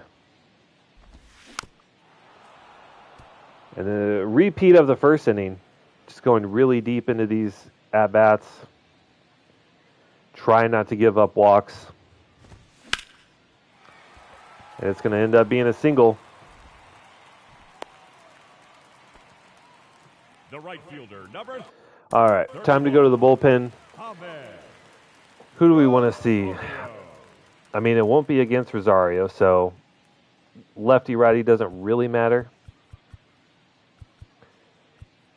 We could look to bring in Lucas Sims again, try and get him working for another couple innings. I think we'll probably do that. I mean, again, it's a low-leverage situation. And he's the guy that we really got to get going, especially presumably headed into the playoffs. 1-1. Oh, man, McMahon manages to knock it down, but can't glove it. Up next for Milwaukee, the second baseman, No.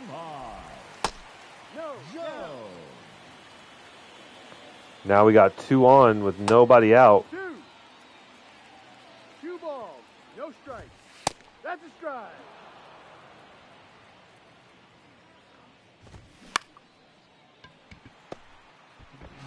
But McMahon's going to get the unassisted double play. That is massive. now batting. Manages to glove it, tap second, and then make the throw to first. And now that changes this inning very quickly. Not ball 1, Blue, not ball 1. There we go. 1 ball, 1 strike. Mize really working here, starting to labor a little bit at 96 pitches. Let's see what the 97th will do. That is a sharp liner down first. Now Mize completely out of energy. Just trying to get through this last batter. Outside, ball. And he does so with a strikeout looking. That was a real tough inning. It was looking dire. Brewers with a big chance to strike. Mize starting to lose it. But he ends up closing out the 8th inning on his own. We'll bring in Lucas Sims to close out the 9th.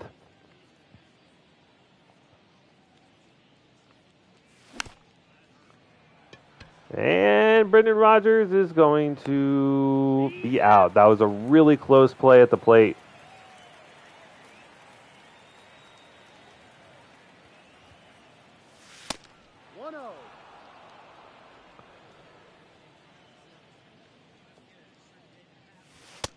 But, I mean, we started off a little slow in this one. It's kind of curious that they ended up pulling Blackburn. He had, I think, only given up 2 or 3 runs and seemed to have some pretty good stamina. But they ended up pulling him. Their bullpen arms that they brought up were just not good. I mean, if we're just honest about it. And we really punished Milwaukee once we got past their starters.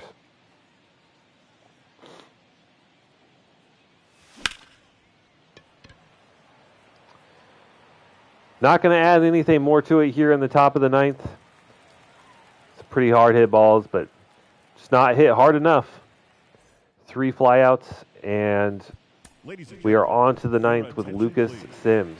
Now pitching for the Rockies, number 39, Lucas Sims. Similar to last game, we know he's been struggling, so just trying to get him a couple innings of work, or an inning of work in this case. And he immediately gives up a double. Ball 1. 1 ball, no strike. I just don't know what to do with Lucas Sims. Like, He's out. he just gets hit so consistently, despite, No, that's out. because he has a pretty high hit per 9 rating, right? Yeah, 99 hit per 9, and it just does not really seem to make a difference. That one very dangerous.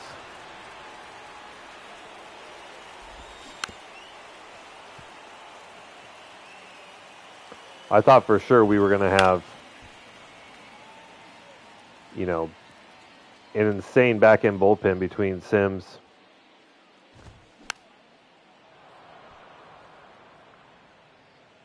Oh, I'm blanking on our closer's name. I thought Sims with, 99 hit per 9, and Matt Strom, who is having an absolutely insane year.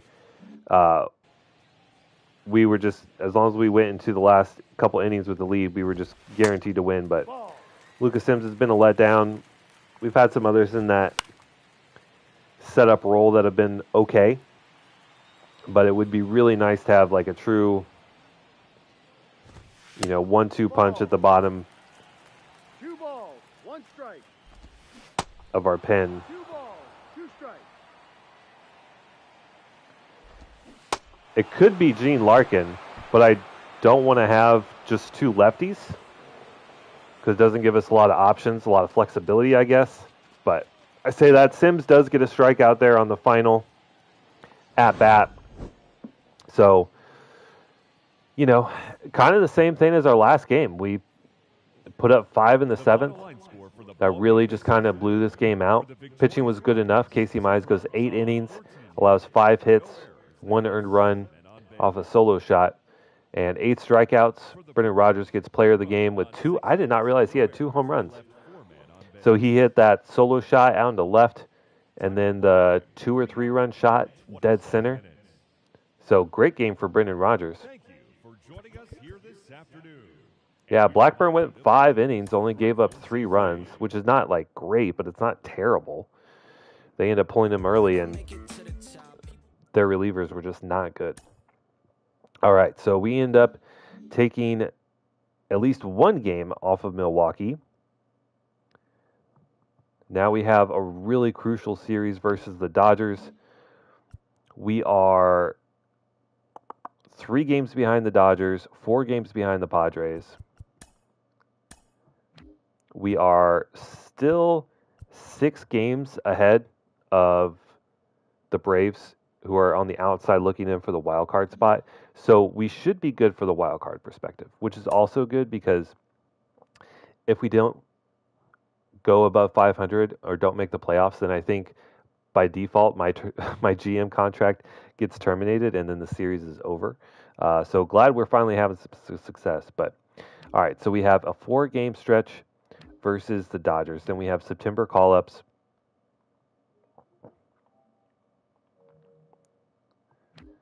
And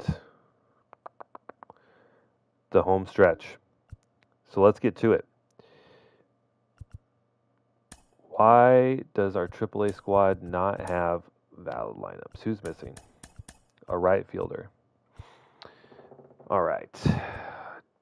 Do we want Jake Cave or Yanquel Fernandez? I think we go with, or Ryan McKenna. Actually, I want Ryan McKenna because he actually has a shot of making it to the big leagues. We just need to see him hit. He was part of a trade piece. I for the life of me can't remember who he was traded, like who was part of that trade. But he has what we desperately need for our outfield, which is speed and defense. We have some good defensive pieces, but we do not have any sort of top end speed, which would be really nice to have out in center for sure. We just need his bat to develop. All right. So McKenna, we'll also put him in that crucial 3-hole spot. He's hitting well so far, so we'll see how he does. All right. Back up to the majors, 4-game stretch versus LA. Andreas Baladeras sustained an injury, just an elbow strain. He's out for a day or two. We'll keep him active. He's already back. Great. So we take game 1. We take game 2. We do lose game 3. We got another minor league injury down in AAA. Everson Pereira. I wish it gave me their positions, but that's okay. Fractured wrist. He'll be out for 1 to 2 months. Let's start him on the 10-day.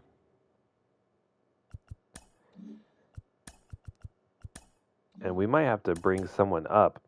Yeah.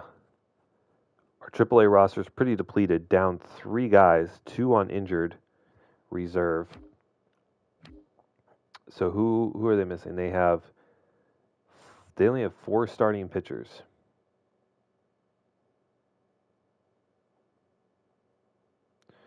We should probably fix that. I'm glad Painter's getting some good time down in the minors. He's having a good stretch. He just was not good in the majors. We'll try him again. How many more? He still has 3 minor league options, so we have some flexibility. But it's so crazy. Like him versus Dollander, they're basically identical. Like if anything, Painter should be better. He has a higher K per 9 rating and a higher break rating. And just the difference is night and day between their MLB productivity. All right. That said, who is going to get the nod up to AAA? I think it's going to be Ricky Dudley. He's been pitching really well down in AA. 24 years old. Just like probably a hit to contact machine. But he's improving. So we'll send him up to AAA. We'll bring up Curtis Montenegro. What a weird profile. 90 stamina. Pretty good velocity and break. Pretty good K per 9, but the walk per 9 and the hit per 9 rating is atrocious. So we'll see what he can do up in AA. It's so weird. And then we also probably need to give them, let's see, AAA. They have 5 outfielders.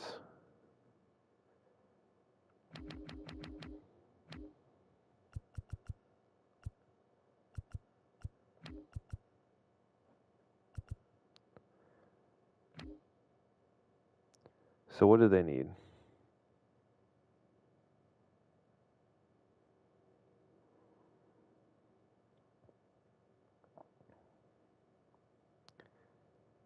Two catchers, two first basemen, a second base, a shortstop, 2/3. I guess maybe they don't desperately need someone. So let's see what maybe once we actually get to the lineup. Nope, they need another outfielder.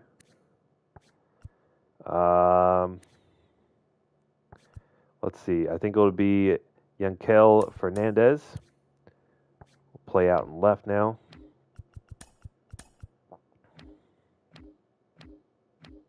All right. So that solves that issue. And we end up the yard goats. Right. Ricky Dudley there. Montenegro there. All right. Who's going to be... Victor will be long relief. There we go. All right. Fix the rotations. All right. So now we have September call-ups. Now we have September call-ups. We did end up winning 3 out of 4 versus LA, which is huge.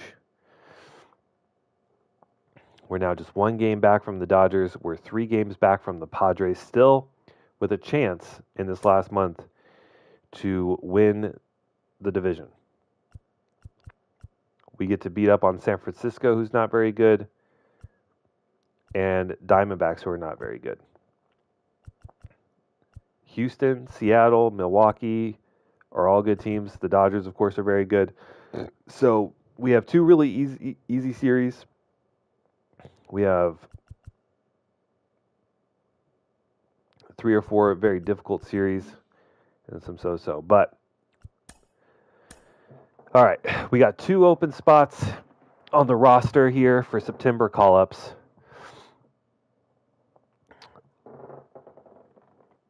What do we need? I know we have a couple people on the injured list. Jorge Soler, he's not going to be back at all. We still know that. Andrew McCutchen is out. Okay, so all 3 of these guys, or these 2 guys at the major league level, no shot they're back for the playoffs. So we don't have to worry about that. We have, I think I'm happy with our starters. I'm happy with our long relievers. Our bullpen, Lucas Sims, I feel like that'd be crazy to send him down to the minors. He just gives up too many home runs. 4 home runs in 24 innings is not good. Larkin's been good.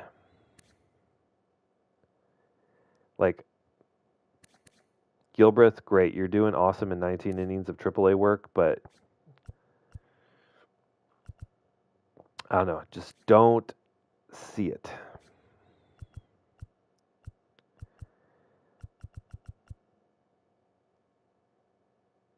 This is just so funny. 41 break, only 68 velocity, no control, and he's just pitching lights out. Why? Who knows? We could look to bring up one of these closing pitchers. They would not take the place of Matt Strahm as a closer, but they could be some good depth. Adrian Calderon he has really good ratings. What else could we do? We could bring up Romeo Ivy. He's just, at least as a lefty bench bat, he would be phenomenal. Plus 13. He has absolutely raked down in AA. Plus 7 contact versus righties, plus 13 versus lefties. I guess the thing is, but that's a big jump to go from AA ball to major leagues. But he's definitely got the bat.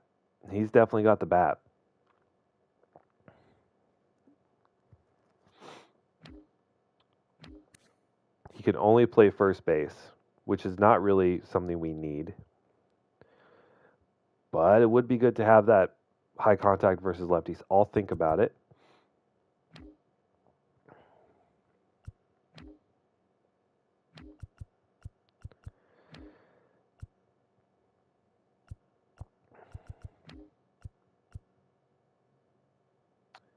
Could bring up Sean Bouchard again. Little bit of utility piece. Could play corner outfield and some infield.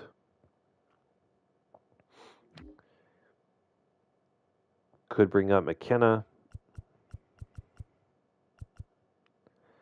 We got 2 spots left. And there's really not a whole lot that just like really jumps off the page where I'm like, man, I really want to see this guy play. But yeah, I guess we'll bring up Bouchard.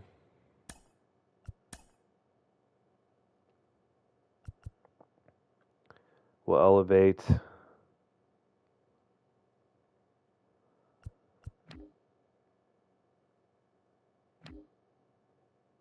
think we'll leave it as is. AAA still has 5 outfielders, so they should be fine.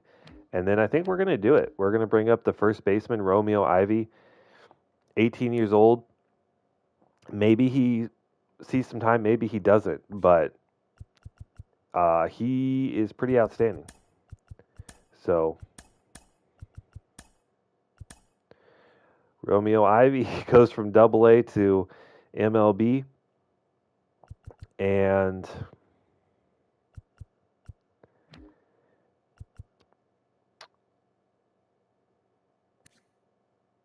trying to think who we need to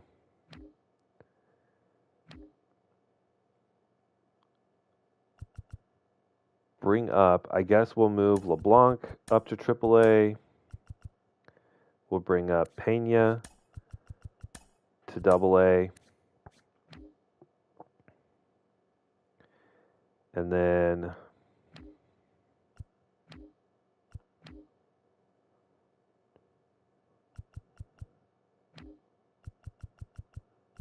that should be good. Okay. So there's our September call-ups taken care of. Probably have to change some lineups. Yeah. So we need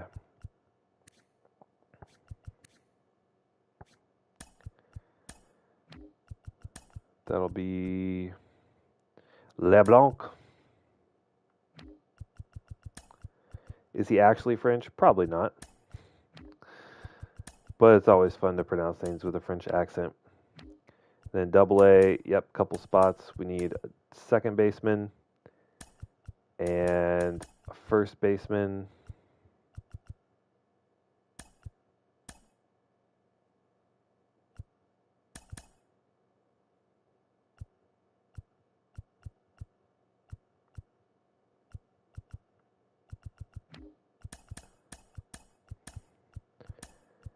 Second baseman, first baseman, first baseman. Oh, yeah, he could play third, that's fine.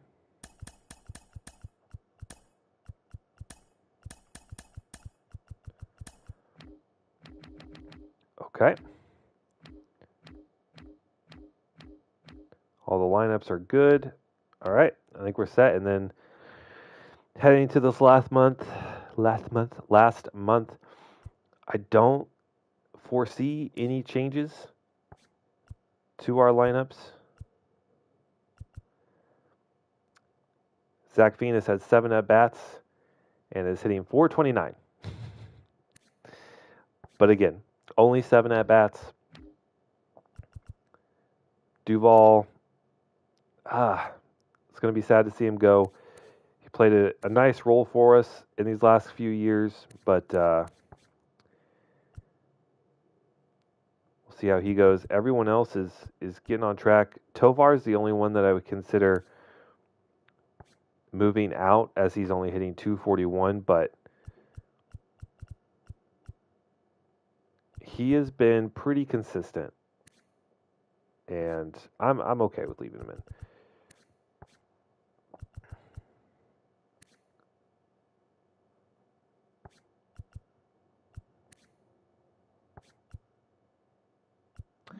All right. So this will be our roster heading into September. I think we will play a game versus the Dodgers. Try and steal a win from them. And then, I mean, coming from the A's rebuild, we played Houston a lot, but I haven't played them in a while. They're having a good year. Let's see if we can take a game off of them. So we'll play 2 away games this month, 1 versus Houston, 1 versus LA. And then we'll see how everything shakes out for the playoffs. Here we go. All right, so we're starting off the month of September with a 3-game stretch versus Miami. We lose game 1, game 2, and finally take game 3. Got a double-A injury. All right, now on to oh, son of a bitch. Ah!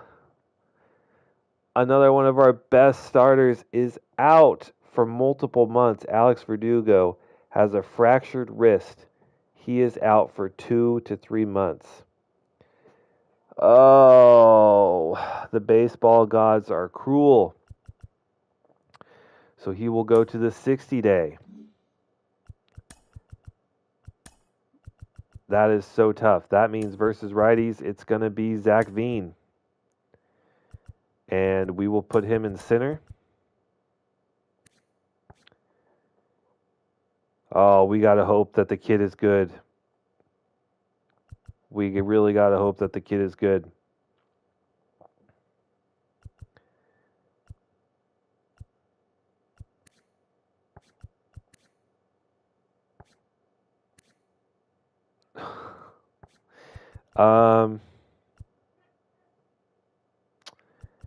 Damn.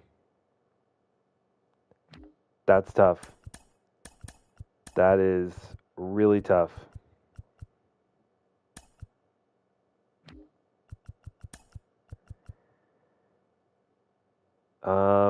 That means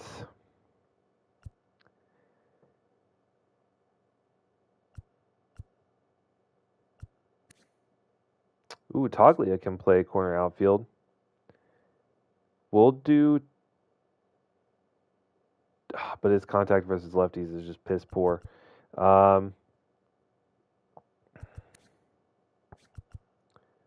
It'll have to be Duval versus lefties as well, except for we'll move him down just a little bit.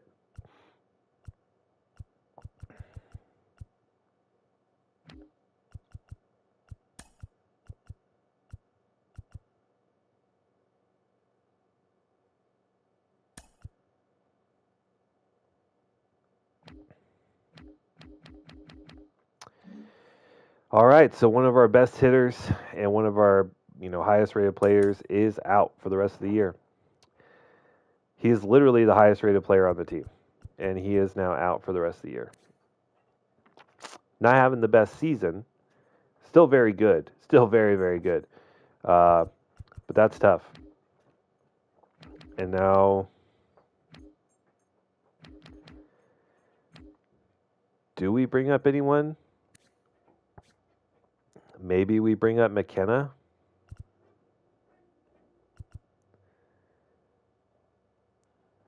I mean, we might have to. I guess we will.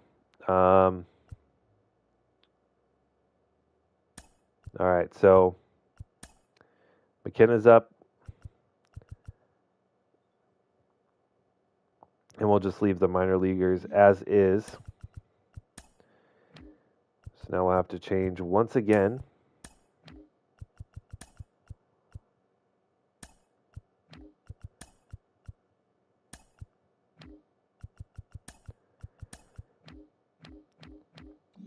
What a disastrous time for an injury like that. All right, next man up. Let's hope that Zach Veen can step up. The young kid, one of our highest prospects in all of baseball. He's getting his shot. All right, we said we were going to take on Houston. Let's get to that game. So we take the first 2 games versus Seattle, lose game 3. versus Diamondbacks. AAA. Everson Pereira out for 1 to 2 months. Sick. We'll keep him on the 10-day. All right, so we sweep Arizona. That is good. Obviously. All right. First place is looking out of sight. We're 5 games back with only 3 weeks left. Padres and Dodgers would have to sweep the Dodgers for sure. And the Padres would have to have an epic meltdown. Zach Veen, so far, he's that guy. You know what I'm saying? He's that guy. 32 at bats so far, hitting 344 and 2 dingers on the line. So that's not bad. We haven't really looked at a rotation. Eflin's cooling off. Montgomery looks good. Senzatella is still looking awesome. Dollander, Casey Mize. We're just going to go with the hot hand here between Clevenger and Casey. So Clevenger is going to be the 5th man now. Mize is going to go back to long relief. Tyler Kinley looking real tough. We might actually move him out. Move someone up.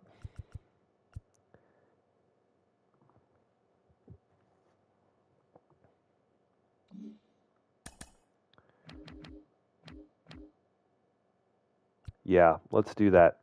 Adrian Calderon. He's going to now... All right. He's going to move to the MLB. And who was it? Tyler Kinley going to go down to AAA.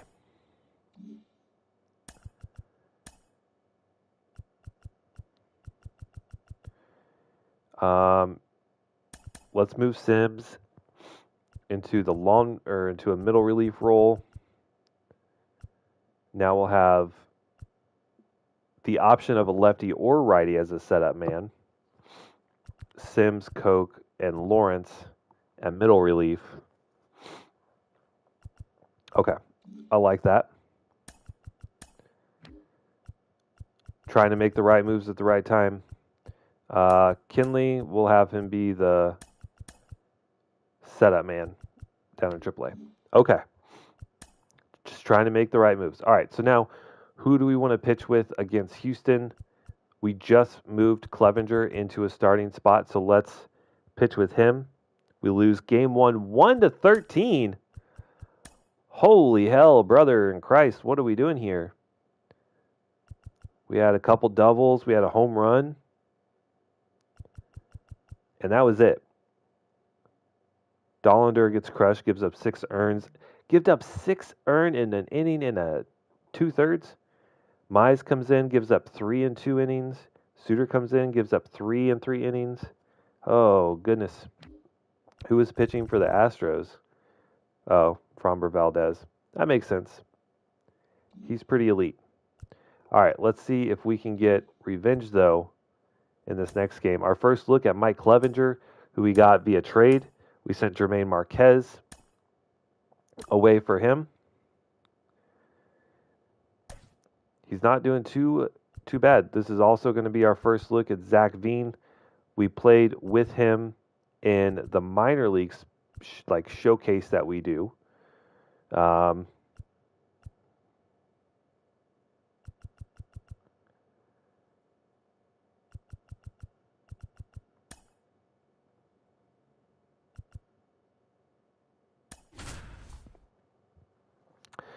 So we'll see how he is now.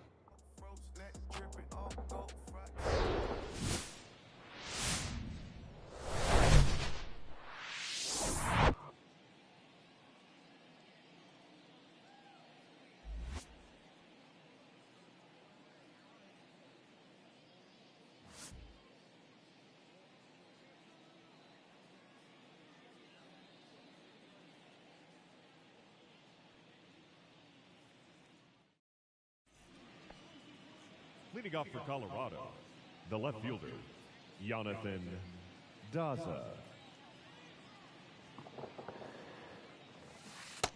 Nope. All right, who we got? Counts 1-0. Luis Garcia, fastball, cutter, curve, circle change. That slider down to 77 is kind of diabolical. That's ball 2. 2-0. But so far, has yet to find the strike zone. Hey. Good fastball there.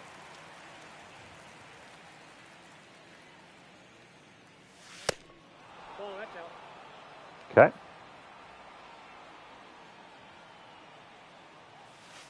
Take your base. Ball. All right. Jonathan Daza works a walk in his first at bat.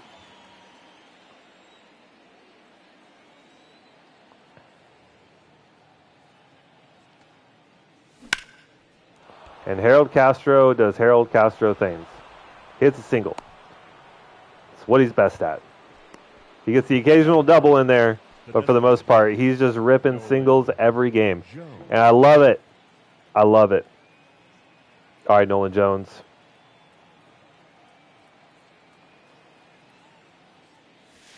Feels good to be back in, is this Tropicana Stadium, right? Against the cheating Astros. As an A's fan, it's really easy to dislike the Astros.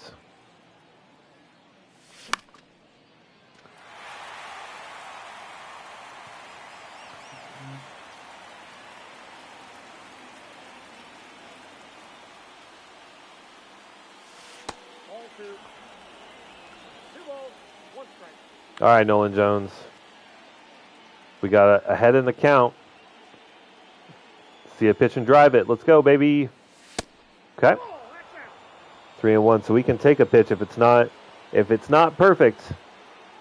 We can really keyhole here on a 3-1 count.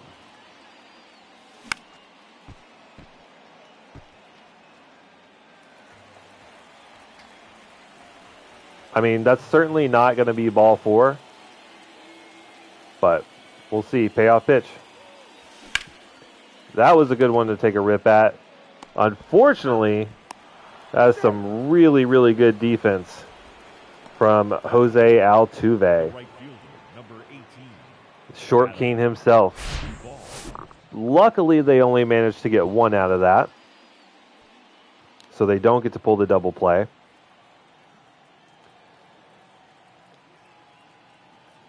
I'll see what Duvall can do.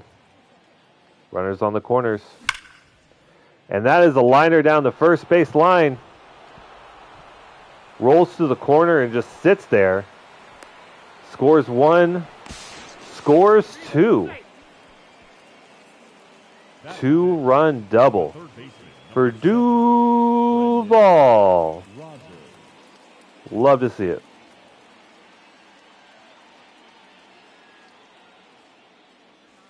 Hey. 0-1. So we get a quick 2-0 lead on the Astros here in the first inning.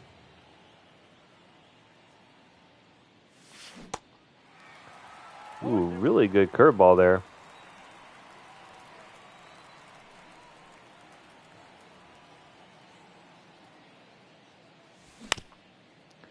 And then Rogers with a little comebacker.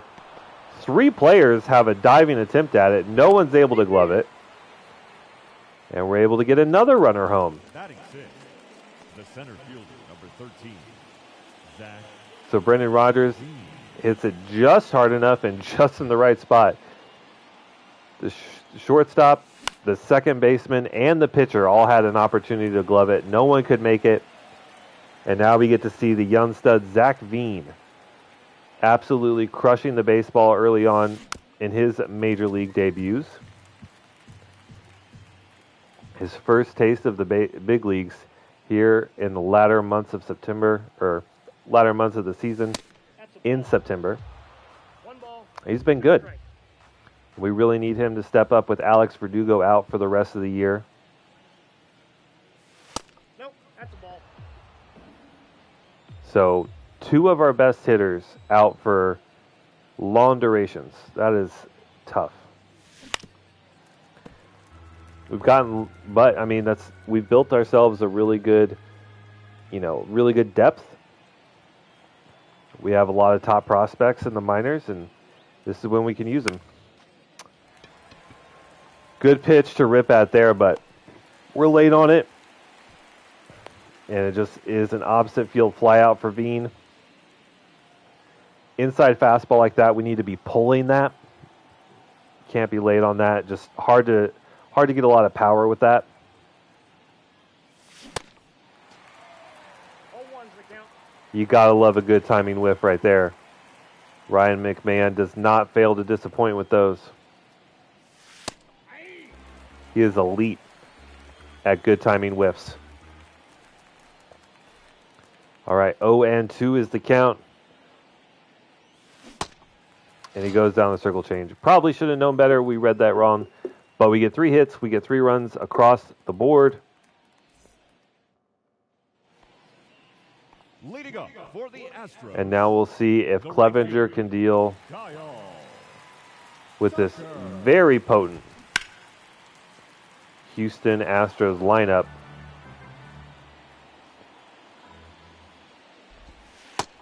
Clevenger, the wily veteran.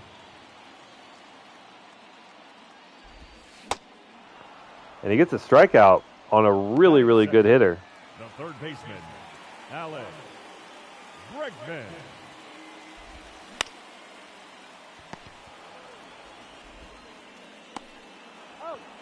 All right.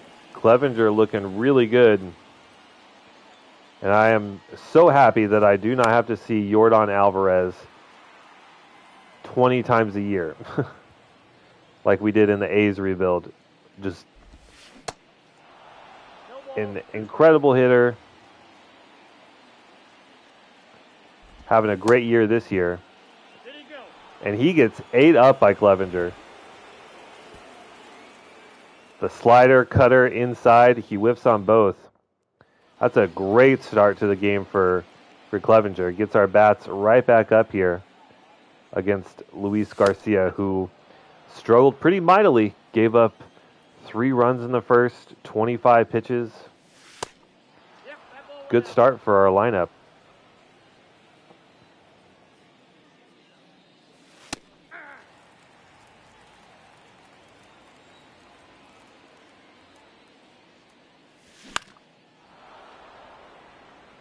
All right.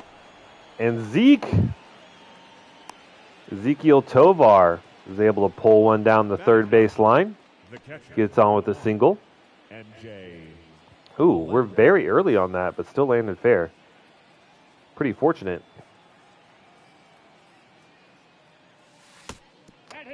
Yikes. Luckily, that was just a curveball, only 78 miles an hour. So basically like getting hit with a tiny car on the highway. Melendez gets plunked, and we are threatening again with the top of our order up.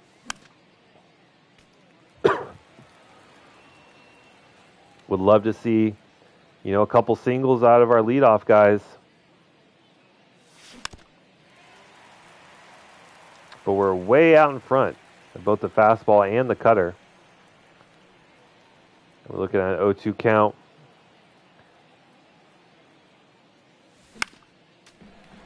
Garcia really needing an out here.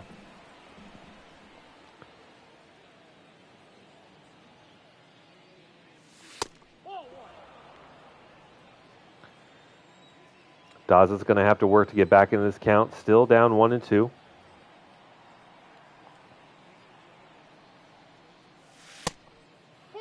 Okay. Works the count even.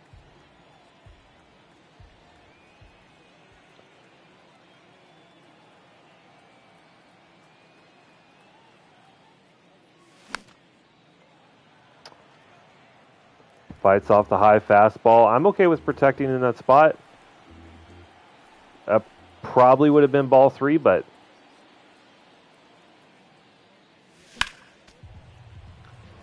another one fouled off. Fastball, I mean, it did just catch the black. So you get some bad calls. That's how you get struck out. Fighting here, the 9th pitch of this at-bat for Jonathan Daza.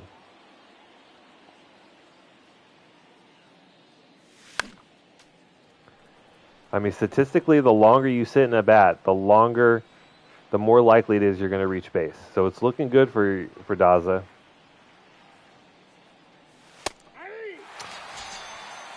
Does not swing to protect there. It gets punished for it. A 50-50 pitch right on the black. That's either going to be, 50-50 shot, rather. That's a strike or a ball. It ends up being a strike. And Jonathan Daza goes down on the 10th pitch of the at-bat.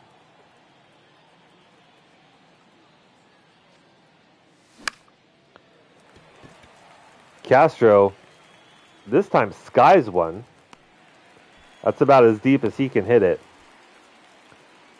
And despite the early success in the inning, 2 runners on and no out. We are now still 2 runners on, but with 2 outs. I'll see what Nolan Jones can do.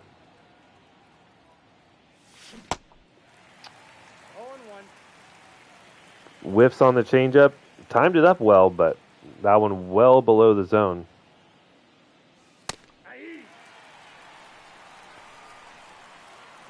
That is a really good pitch combination right there.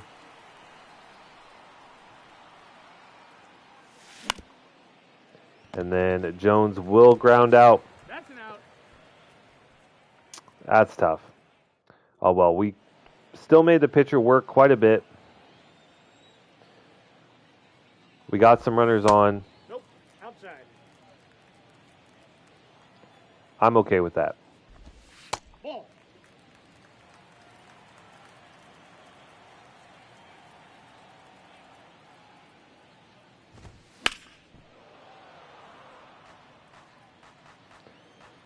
Altuve is a notorious bad ball hitter, meaning even really bad pitches outside the zone, he can get the bat on and be productive with it. He manages to get a double out of that one.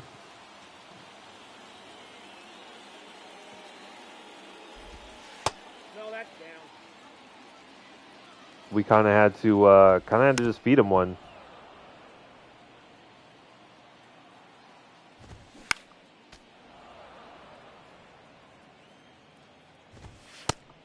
That's in. Ball 2.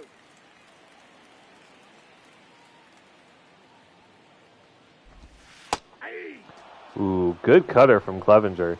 He is looking really sharp right now. I know we have the double given up, but he is locating really well. As Jake Fraley is with the Astros. Ball down.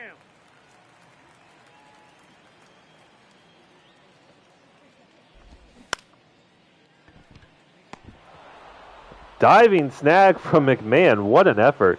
If that gets past him, that probably scores a run too. The center fielder, Pedro Rejo. Some good defense from the infield there. You love to see it.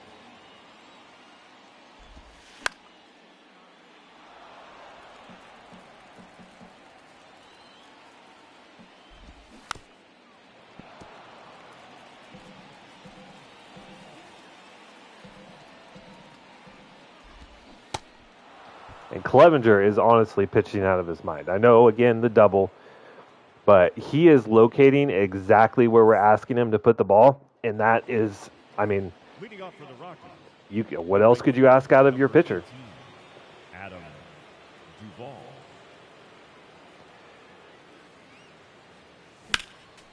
All right, back up against Garcia. We've made him work. This is just the start of the 3rd inning. He's already at 47 pitches.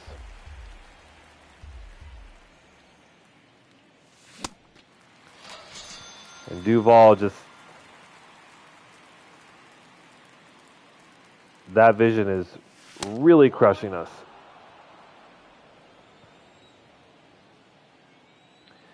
So he goes down swinging.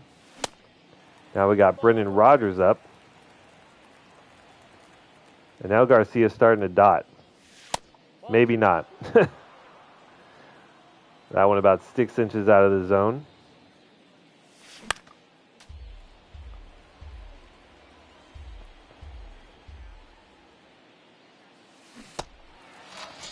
And we get eat up by the slider. It's hard, man. When you have a fastball at 96, you have a cutter at 87, and then a slider at 77. That's a tough combo to work with. All right, so an unceremonious inning for our offense. As we go down pretty quickly. Who is this guy? Scott Kingery. Okay. He's struggling a little bit this year. Only hitting 154. Looks like that trend will continue.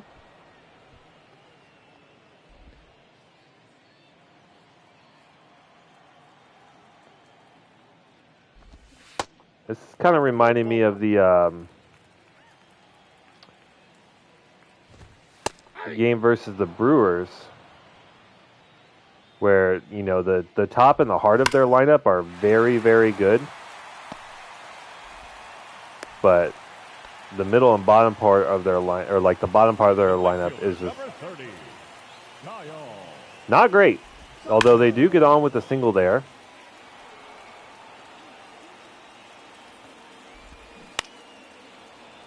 Clevenger kind of bamboozled Tucker in their last at-bat. He may have gotten him here. They're saying he didn't go around.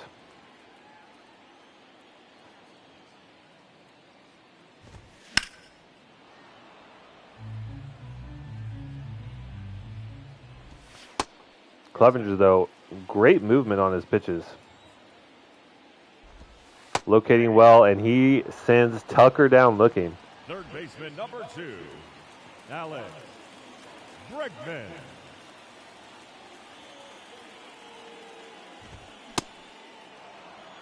0-1's the count. No, that's a foul ball. Ball in.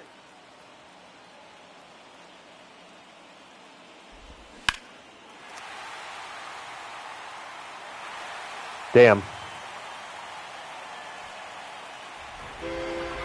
That's tough. That was, I think, a pretty good pitch. That was pretty much right where we wanted it. Caught a little bit too much of the plate, but still. Bregman pulls that cutter. And we've already said it a couple times, but very talented Houston lineup. Maybe not the last couple batters in their lineup, but, you know, the top part and the middle part of their lineup is very, very good, and we get punished. 2-run shot by Alex Bregman over the big wall and left. We got ourselves a ball game. And we got at Garcia early on in the game, but last couple innings have been scoreless for us.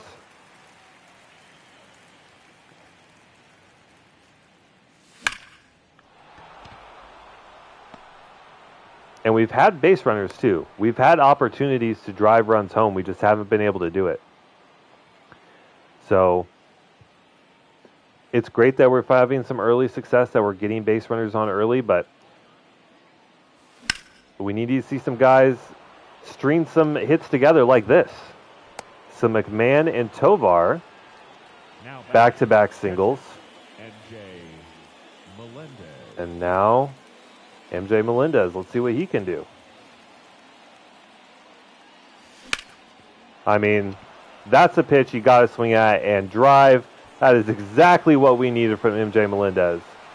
A gapper out into the deep left part of the field that clears the bases, scores 2, 2-run double for Melendez.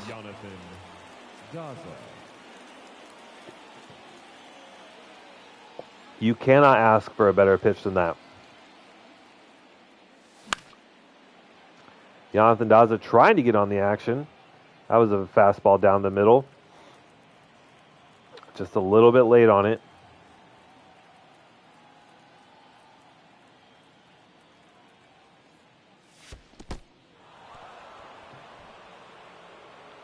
And so It's looking like that home run is not going to hurt us too much as we climb back up to a 3-run lead. But of course, when you think about Bregman, Tucker, Alvarez, Altuve, those are 4 guys that you have to face in a row that at any point could just hit a monster shot.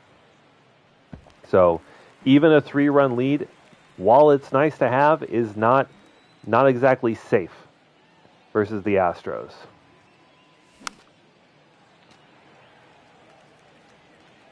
All right. But we are making Garcia work. His stamina is already running pretty low. So you got to think if we can make him really work here in the 4th inning, he might already be out by the 5th.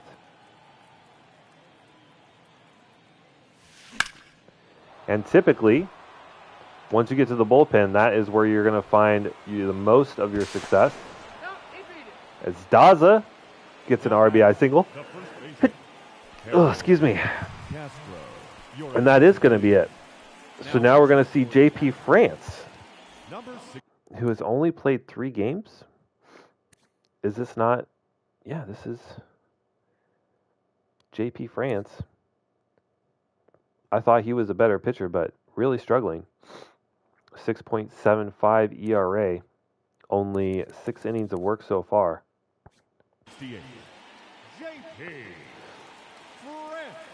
So we got a fastball, a curve, a cutter, a slider, a changeup to work with. Ball 1, no strike. We're starting to build a more comfortable lead. Ball, that's inside.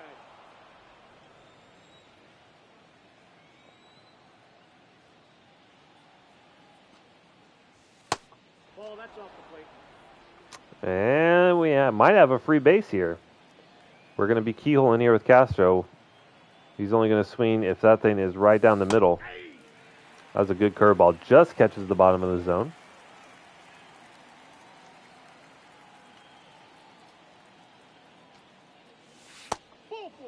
And the high cutter is ball 4. So J.P. France giving up a walk in his first batter.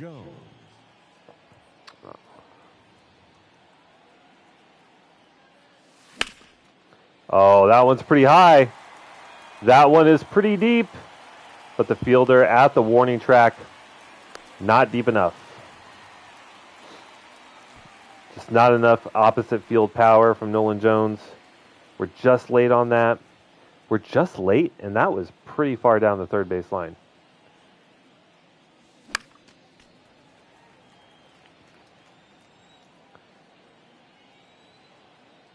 All right, now up to the grizzled veteran, Duvall. A liner to Altuve, and that is going to be a double play. Ends the inning, but we still get across a couple runs. We managed to extend our lead back out to 4.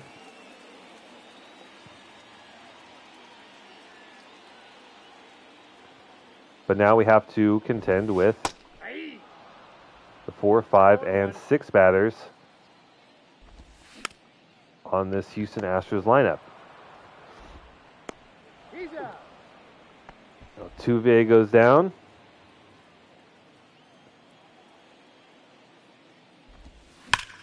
I mean, Clevenger could probably just make a living throwing sliders and cutters away from right-handed batters. But maybe not this time. Yainer Diaz is going to get on with a single.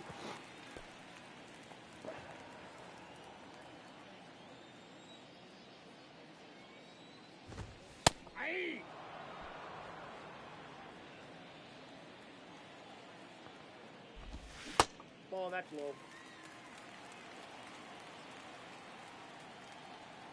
Would love to see Jake Fraley give us a double play, and we might have just got that. Castro to Tovar, back to Castro. Good looking double play there. I think Jake Fraley, I can't remember which one, but it's like It's either he's elite versus lefties, but not righties, or elite versus righties, but not lefties. I can't remember which one it is, but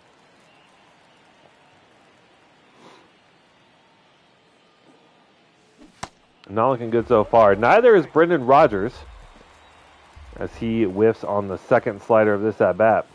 That's a ball.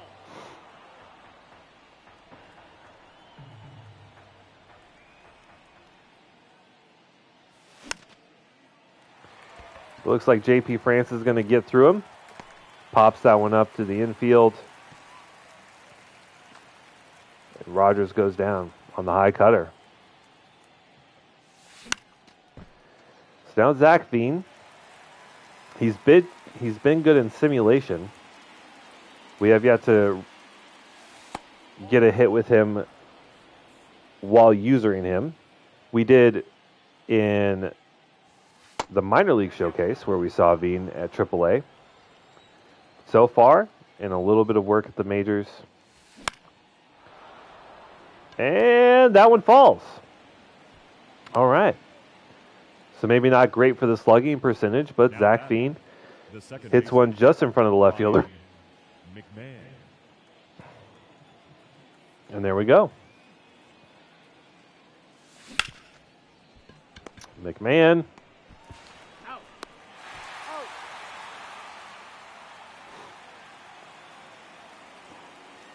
For a guy that has like 80-something power versus righties, you would like to see him hit the ball a little bit hard, like a little bit farther.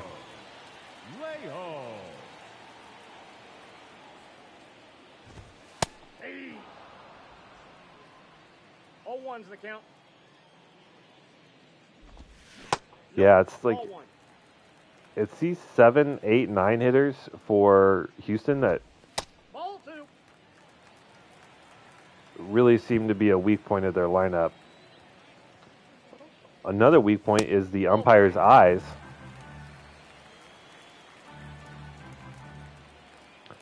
Which seem to have gifted the Astros.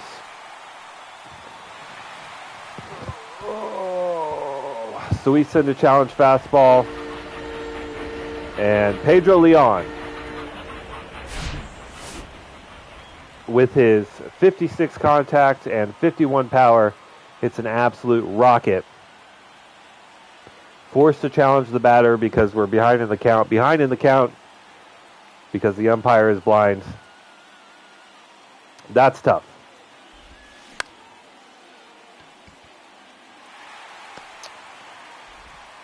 So, Movier talking about how weak the bottom of the lineup is, and they proceed to hit a solo home run and then a single.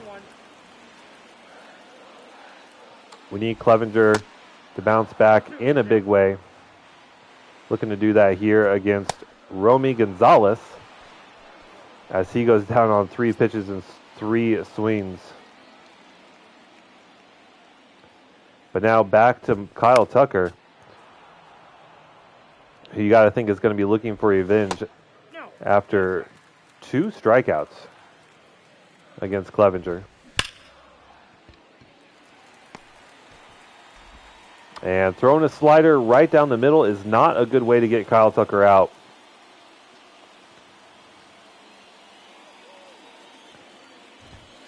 Arizona really threatening here. Counts 1-0.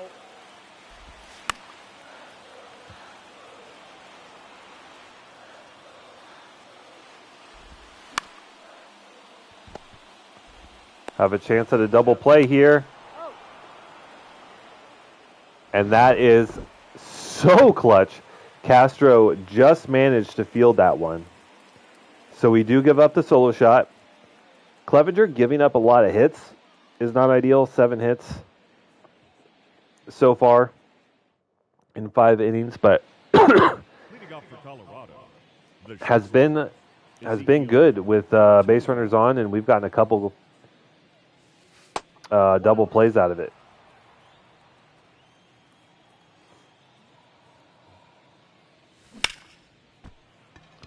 So I do feel pretty good about that at least. He's been really good with runners on The defense has been good, able to turn double plays.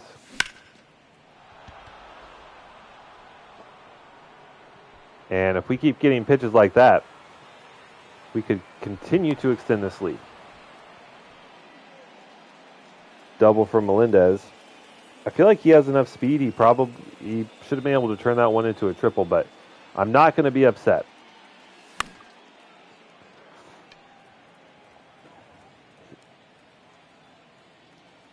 It's much easier to score from third, but we'll still take it. Are we late on that? Just late. Okay.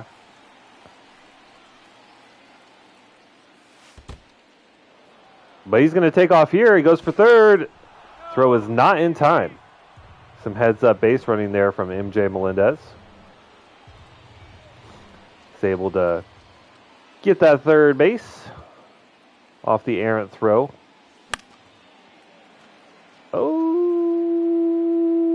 Okay. Thought that one might get caught in foul territory, but luckily it just hits the net. That's ball 2. Really close pitch there. Jonathan Daza sits on it. Now we have an even count at 2-2.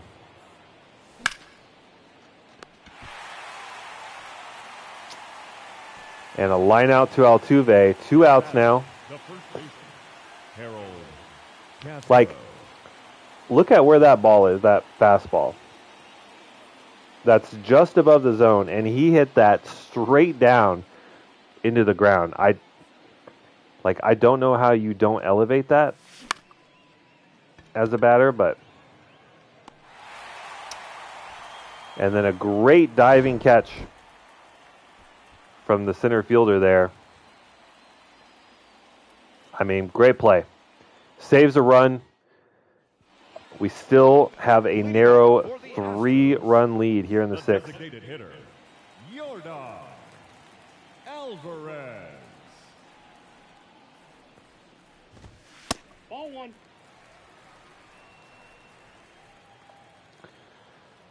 Oh, ball 1, my ass.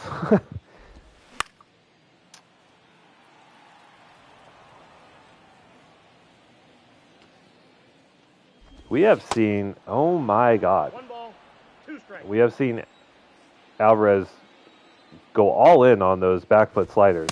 Ball. 2-2 to count. But we have also seen some horrendous calls from Blue today in multiple games.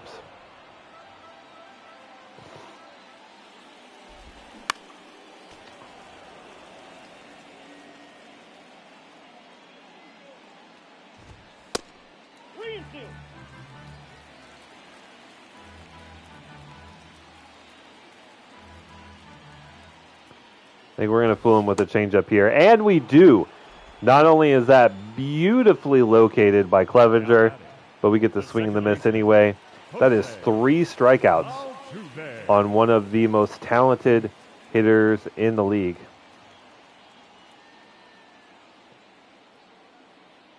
You love to see it.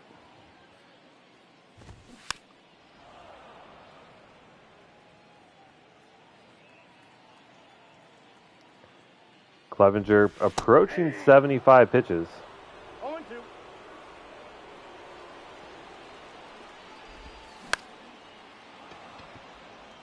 Pretty dangerous pitch there.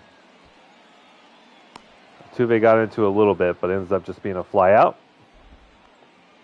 The batter, the catcher, Yainer Diaz.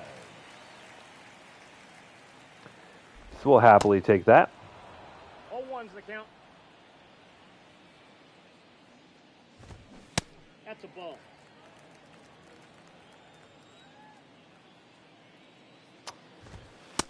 Ball inside.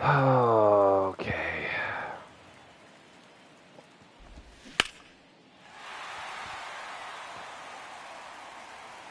That is just so frustrating.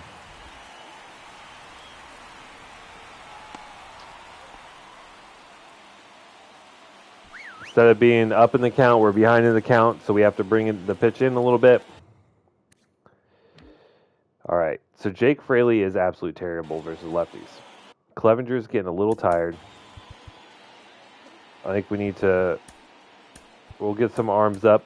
Maybe take a look at Adrian Calderon for the first time, as we brought him up from AAA. Send down Justin Lawrence, I believe.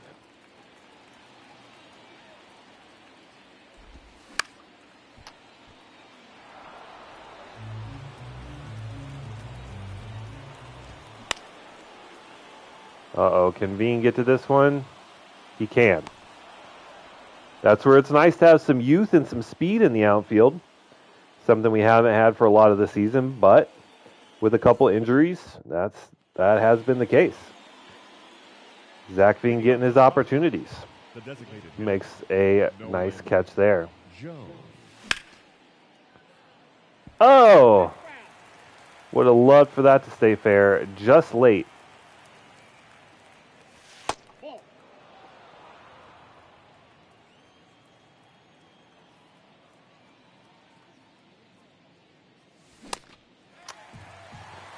We've been going after those high fastballs today a little bit more than usual. Holy. That would have been a monster home run if we could have just kept that fair.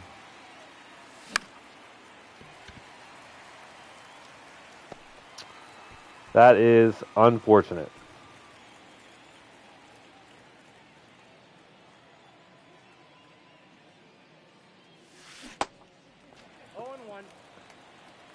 Just early. Okay. Oh, that was it too. So 2 potential home runs off the board because we just cannot keep them fair. I mean, that one's, it's not like it's super close to the foul pole, but definitely had a chance. And then we go down on the slider. It's like, I want to keep Duval in the lineup because of that 89 power. But that low vision, it's the same with Nolan Jones. With the vision being so low, even like the just lates, just earlies end up being fouls instead of home runs or, you know, a double down the line. That's really tough. All right. So we're unable to extend our lead here in the 7th. For the traditional 7th inning stretch. Leading up for the Astros, the center fielder, Pedro Leon. All right. We're going to keep Clevenger in for the 7th. He's been pitching good enough. We are in the oh, Jesus Christ. Blue.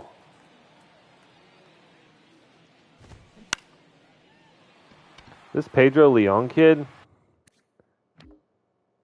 has just no power, and he's already hit 1 homer out there, and that one pretty deep. I don't know. I guess he just has Clevenger's number.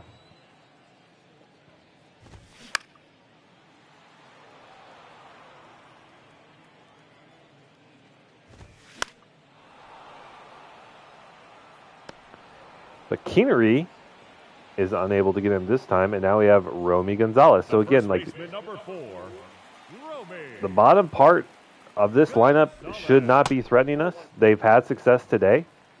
They've also gotten gifted some outrageous calls.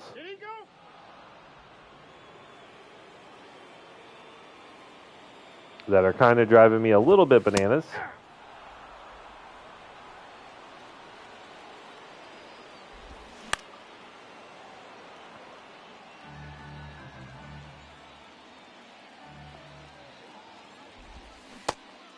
Give me that. I've seen you call worse strikes.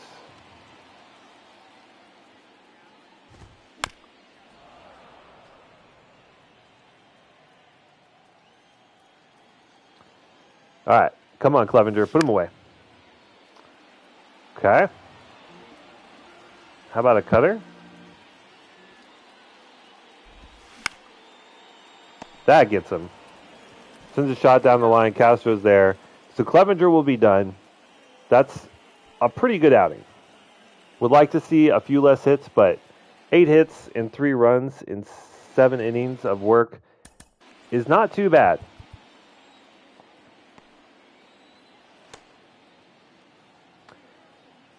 And now facing heart of this lineup.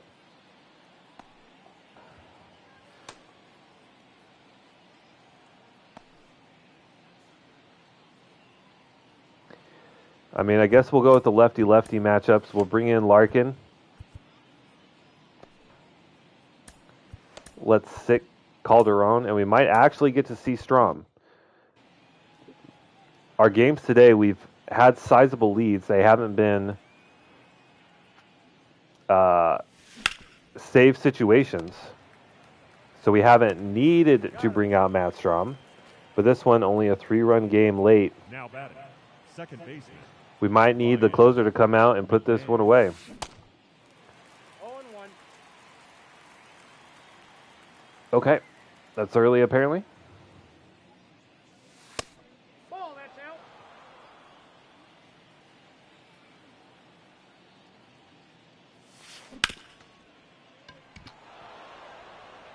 Altuve with a rare mishandling, but McMahon has only like 30 speed. So he ends up not getting to leg that one out. And JP France is keeping us stifled a little bit. Ball.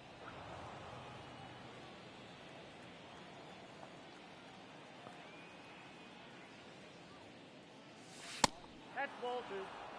We've probably taken a few swings that maybe we shouldn't have, you know? But we've had our opportunities. Still a close game as we head into Ladies and gentlemen, your attention please. the bottom of the 8th. For the Rockies, number 53, Gene Larkin. And Larkin's going to have his work cut out for him versus Tucker, Bregman, and Alvarez.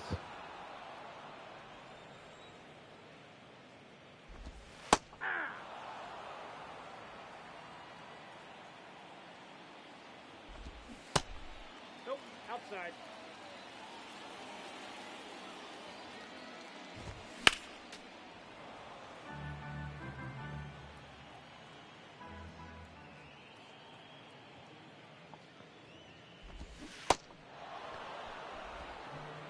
Gets Tucker swinging on the changeup. Out in front of that one way too early. Now Bregman. I think it's actually, even though he's a righty, is not good against lefties. Especially lefties that get really generous strike calls like that. I think we sent a 2-seamer in on his hands. That's going to wipe him out. Ooh, almost.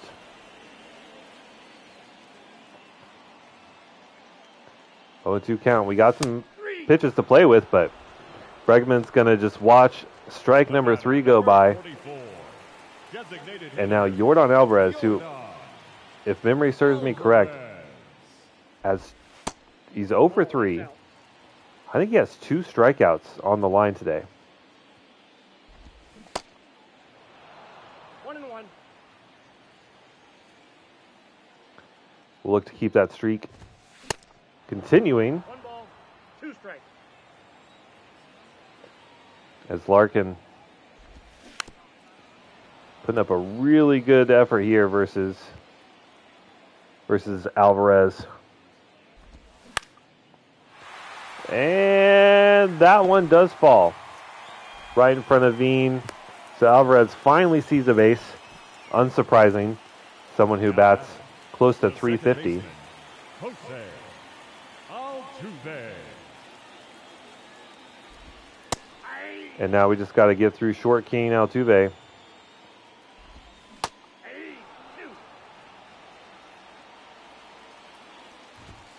That's a ball.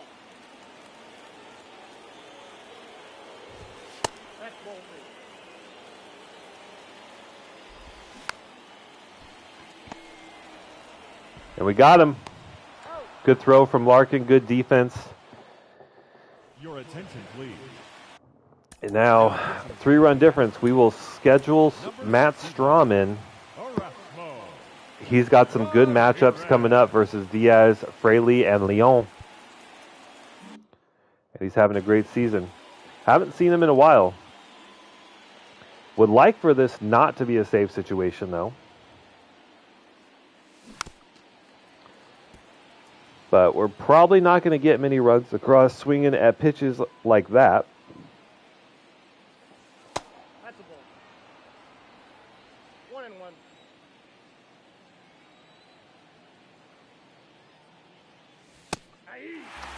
Really good sinker there.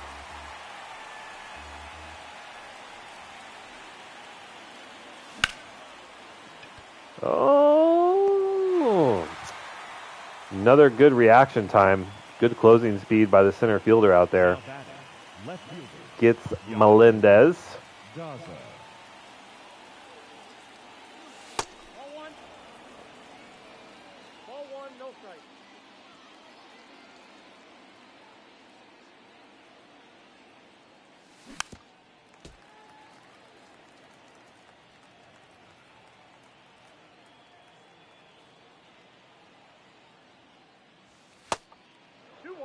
All right. Couple uncompetitive pitches to Daza. Pretty easy to lay off those. 2-1 count. Good one to swing at. Is this one going to find some grass? It does. So center fielder, we've seen some couple good defensive plays from him. One pretty flashy, little diving catch out there in center, but unable to leg that one out. Now we got a man on with one out. And Castro lines out. Hit that one pretty hard for his standards. But unfortunately, not finding any grass. Nolan Jones has hit multiple home runs. Unfortunately, they were all foul. If we could straighten him out just a little bit, he would have one hell of a line. But instead, he is 0 for 4 on the day.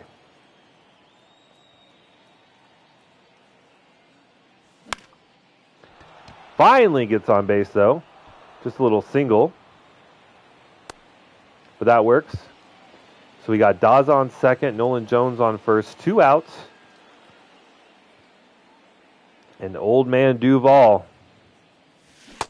Nope. That's inside. Check swing.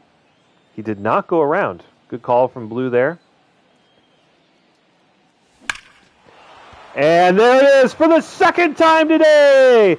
Duval launches that one, I think, out of the damn ballpark. 430 feet for the elderly man. Now pitching for the Astros, number 60. And that extends our lead to 6. Rogers excited, goes down on the high fastball. I think we're still going to bring out Matt Strom, even though it's no longer a safe situation. I just want to see him get some work in, even if it is a low leverage situation. It'll be the back end of this Houston Astros lineup, which has been relatively productive today, but based on their ratings, I don't think we would expect them to have continued success, especially against a really good pitcher like Strom. So we'll just get him in, get him some work, as Zach Veen is going to go 1 for 4 on the day. Grounds out there. Ladies and gentlemen, your All right. attention, please. Now pitching for Colorado, number 25, Matt Strom. Look at those beautiful flowing locks from Strom. Oh, and he's actually going to give up a leadoff base runner. Yainer Diaz gets on. He's now 3 for 4, so he's been good today. But now Jake Fraley's going to have to do something he does not do well, which is hit a lefty.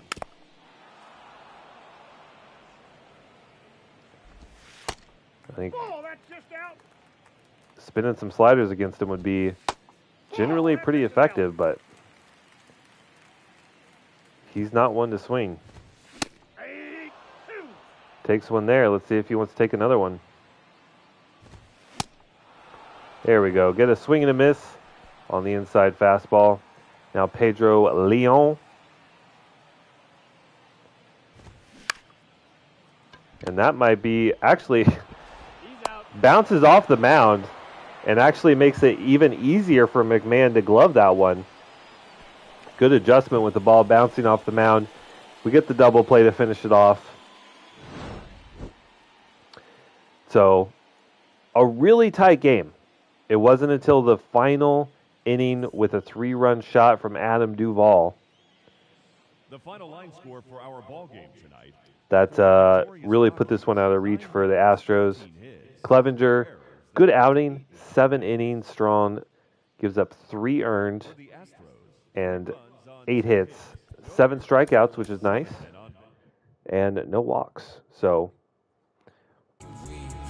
we saw the Astros get base runners on. They just didn't drive them in when they needed to. All right. Final game of this Houston series is an L, unfortunately.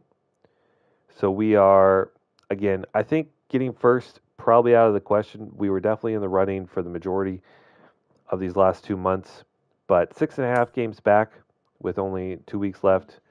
Unrealistic, but we're still having a great season, 87-63.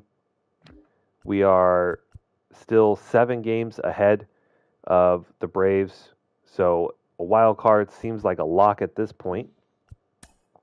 I think we're going to have our first playoff berth. So let's get through these last few games. San Francisco, we win 2 of 3. Milwaukee, who we faced earlier in the stream, this episode, we take the first 2. We have a AAA injury, just a broken nail, out for a few days. We'll keep him active. The Isotopes finished 78-72. Unfortunately, that wasn't good enough to make the postseason. So it looks like pulling some guys out of AAA because of injury, because of September call-ups, kind of hurt our AAA squad down the stretch, and they are unable to make the postseason. But the AA team, the Yard Goats, out of Hartford, Connecticut, won the division. They will be taking on the Sea Dogs in the division series. All right. I did say that I was gonna play a game against LA. We're at 3.5 hours in. We've played 3 games so far. I'm cool with just simming out the rest of this month and then ending this episode here. Otherwise, it'll be like 4.5 hours long. It's pretty lengthy. So let's just get to the end of the season here. We'll go through the stats and everything and see where we land. So we only win 1 against LA. We're still in solid 3rd place. I think that's where we will end. The Yard Goats do get eliminated from the playoffs by the Sea Dogs. And the Rockies have finished the season 93-69. We have made the postseason as a wild card team, which has saved my job as the GM. And we will be playing the Dodgers in the first round of the postseason. All right, so let's go over. Yes, so we have to fix the rosters because the game is stupid and completely messes with your rosters. So before I forget, let's do that. All right, so you have to, so who is on here? I think Coke was on here, right?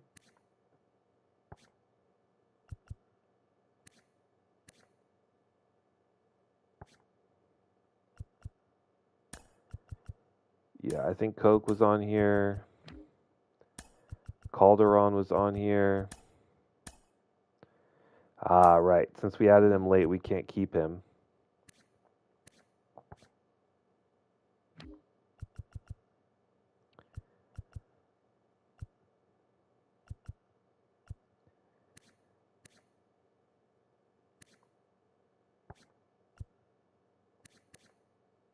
McKinley will keep off. So Romo, can we have Ivy? No. What is the rule on this again? Only players on the 40-man roster or 60-day injured list as of September 1st. Okay. I see the game wants to take our best hitter or one of our best hitters and just not have them on the playoff roster. This is like one thing I don't get why the game automatically changes rosters like this, but so be it. Perez was not on the regular roster.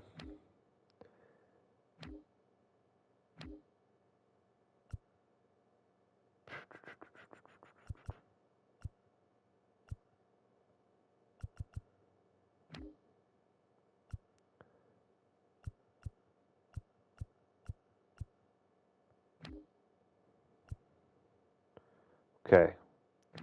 So someone is here that does not belong. And it is Dollander.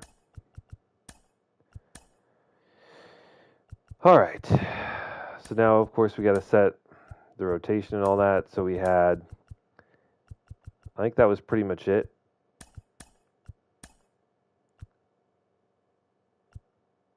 No, what am I doing?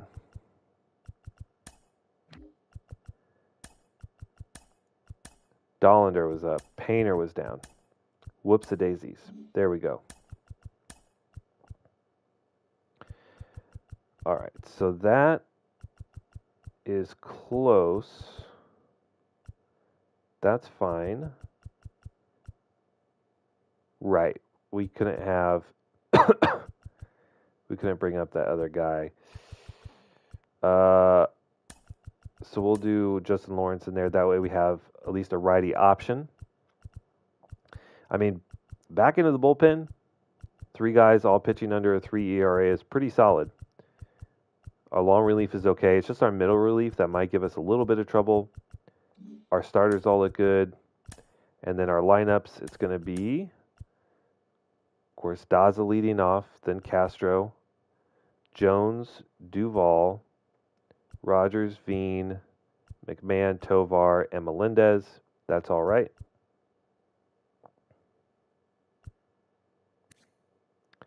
Really hope Tovar turns it on in the playoffs. He's been a little lackluster these last couple months. Zach Veen's been phenomenal, though. Hitting 390 and just over 80 at-bats.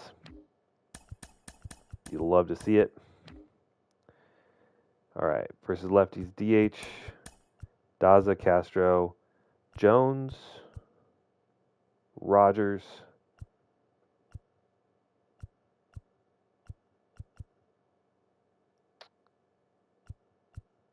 let's move Veen up to the 5 spot. Oh, Tovar, Duvall, McMahon, Melendez.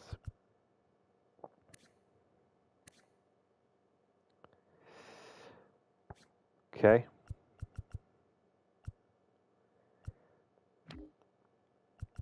No DH doesn't matter, so we just plug anyone in. All right, so our lineups are set, our rotation is set. Let's see if we won any awards this year. Ryan McMahon and MJ Melendez get gold gloves this year. How about that? Juan Soto wins MVP with his 56 homers. Why wouldn't you sign with us, Juan? Why? Why, Juan? Why? We offered him a contract. He just did not take it. Cy Young goes to Dylan Cease with an incredible year. Batting title, of course, goes to Juan Soto. Reliever of the year goes to Andrew Wantz. 50 saves, 1.15 ERA. That is pretty phenomenal. Not going to lie. That's why you don't sleep on C potential guys right there. He's only a 78 overall and pitched absolutely out of his mind the last 2 seasons. Rookie of the year is James Woods with the Nationals. Hank Aaron Award goes to Juan Soto. Gold Glove for pitcher is Walker Buehler. Francisco Alvarez wins a Gold Glove for catcher, which is interesting because MJ Melendez played catcher all year, but he wins the Gold Glove for the outfield position. Ryan McMahon wins the Gold Glove at second base.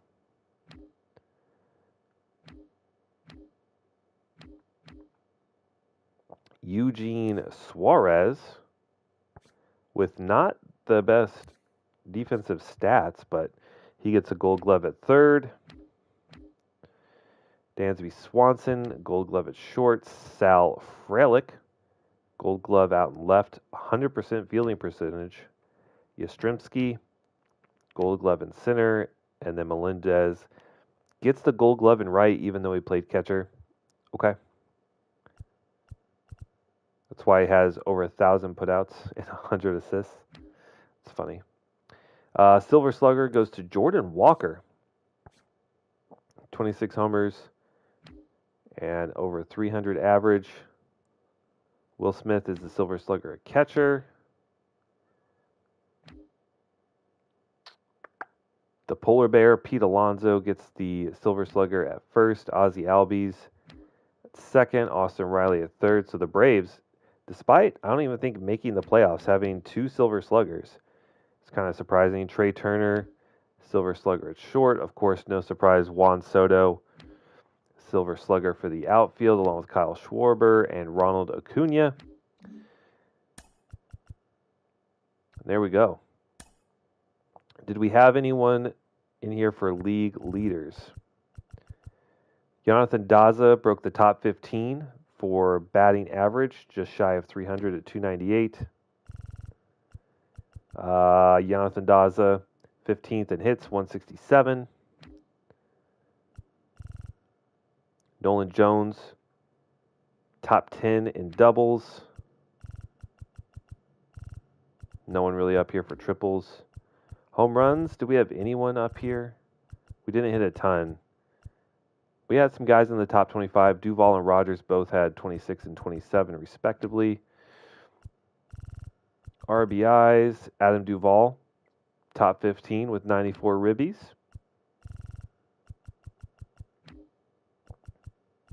Didn't steal a ton of bases. Didn't draw a lot of walks, it looks like.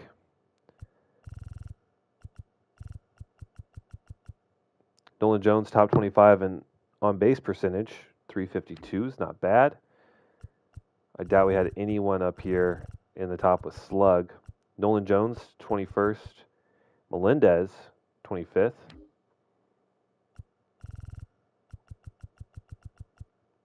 God, 1,100 OPS from Juan Soto. 866 for Nolan Jones.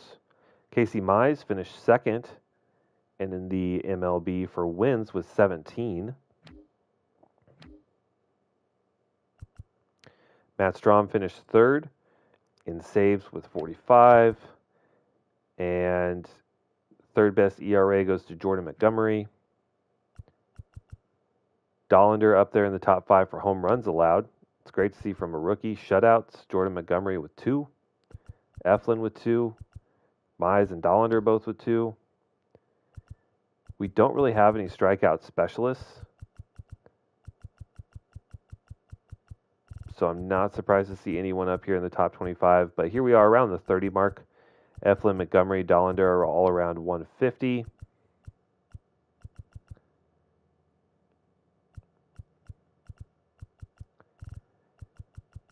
And Jordan Montgomery had 2 complete games. Led the team in top 10 in the league with 209 innings pitched. Jordan Montgomery, only 43 walks allowed. 4th in whip. Pitching WAR, Jordan Montgomery is in the top 10 at number 8 with a pitching WAR of 4. Mize up there with a 3.3. Batting WAR. Brendan Rodgers, 17th. 5.4. Ryan McMahon, 4.8. So we got some players. We may not have the best players in the league, right? But we got some players for sure. So we got awards. We got stats. Yeah, I think that's going to be it. So next episode we'll do some playoff baseball. I'll go through kind of the rules that I have for how I do playoff baseball in rebuilds, because it is not the same as the regular season, because we're just doing one series at a time. But that'll be it for today. I had a lot of fun. We had some great games, some close ones, some big blowouts. Team's doing well. I didn't get fired as GM, so I feel great. Thank you guys so much for watching. If you're new, please consider subscribing, liking the video, all that good stuff. It does help a lot. Thank you again for your time, and I will see you guys in the next one. Bye.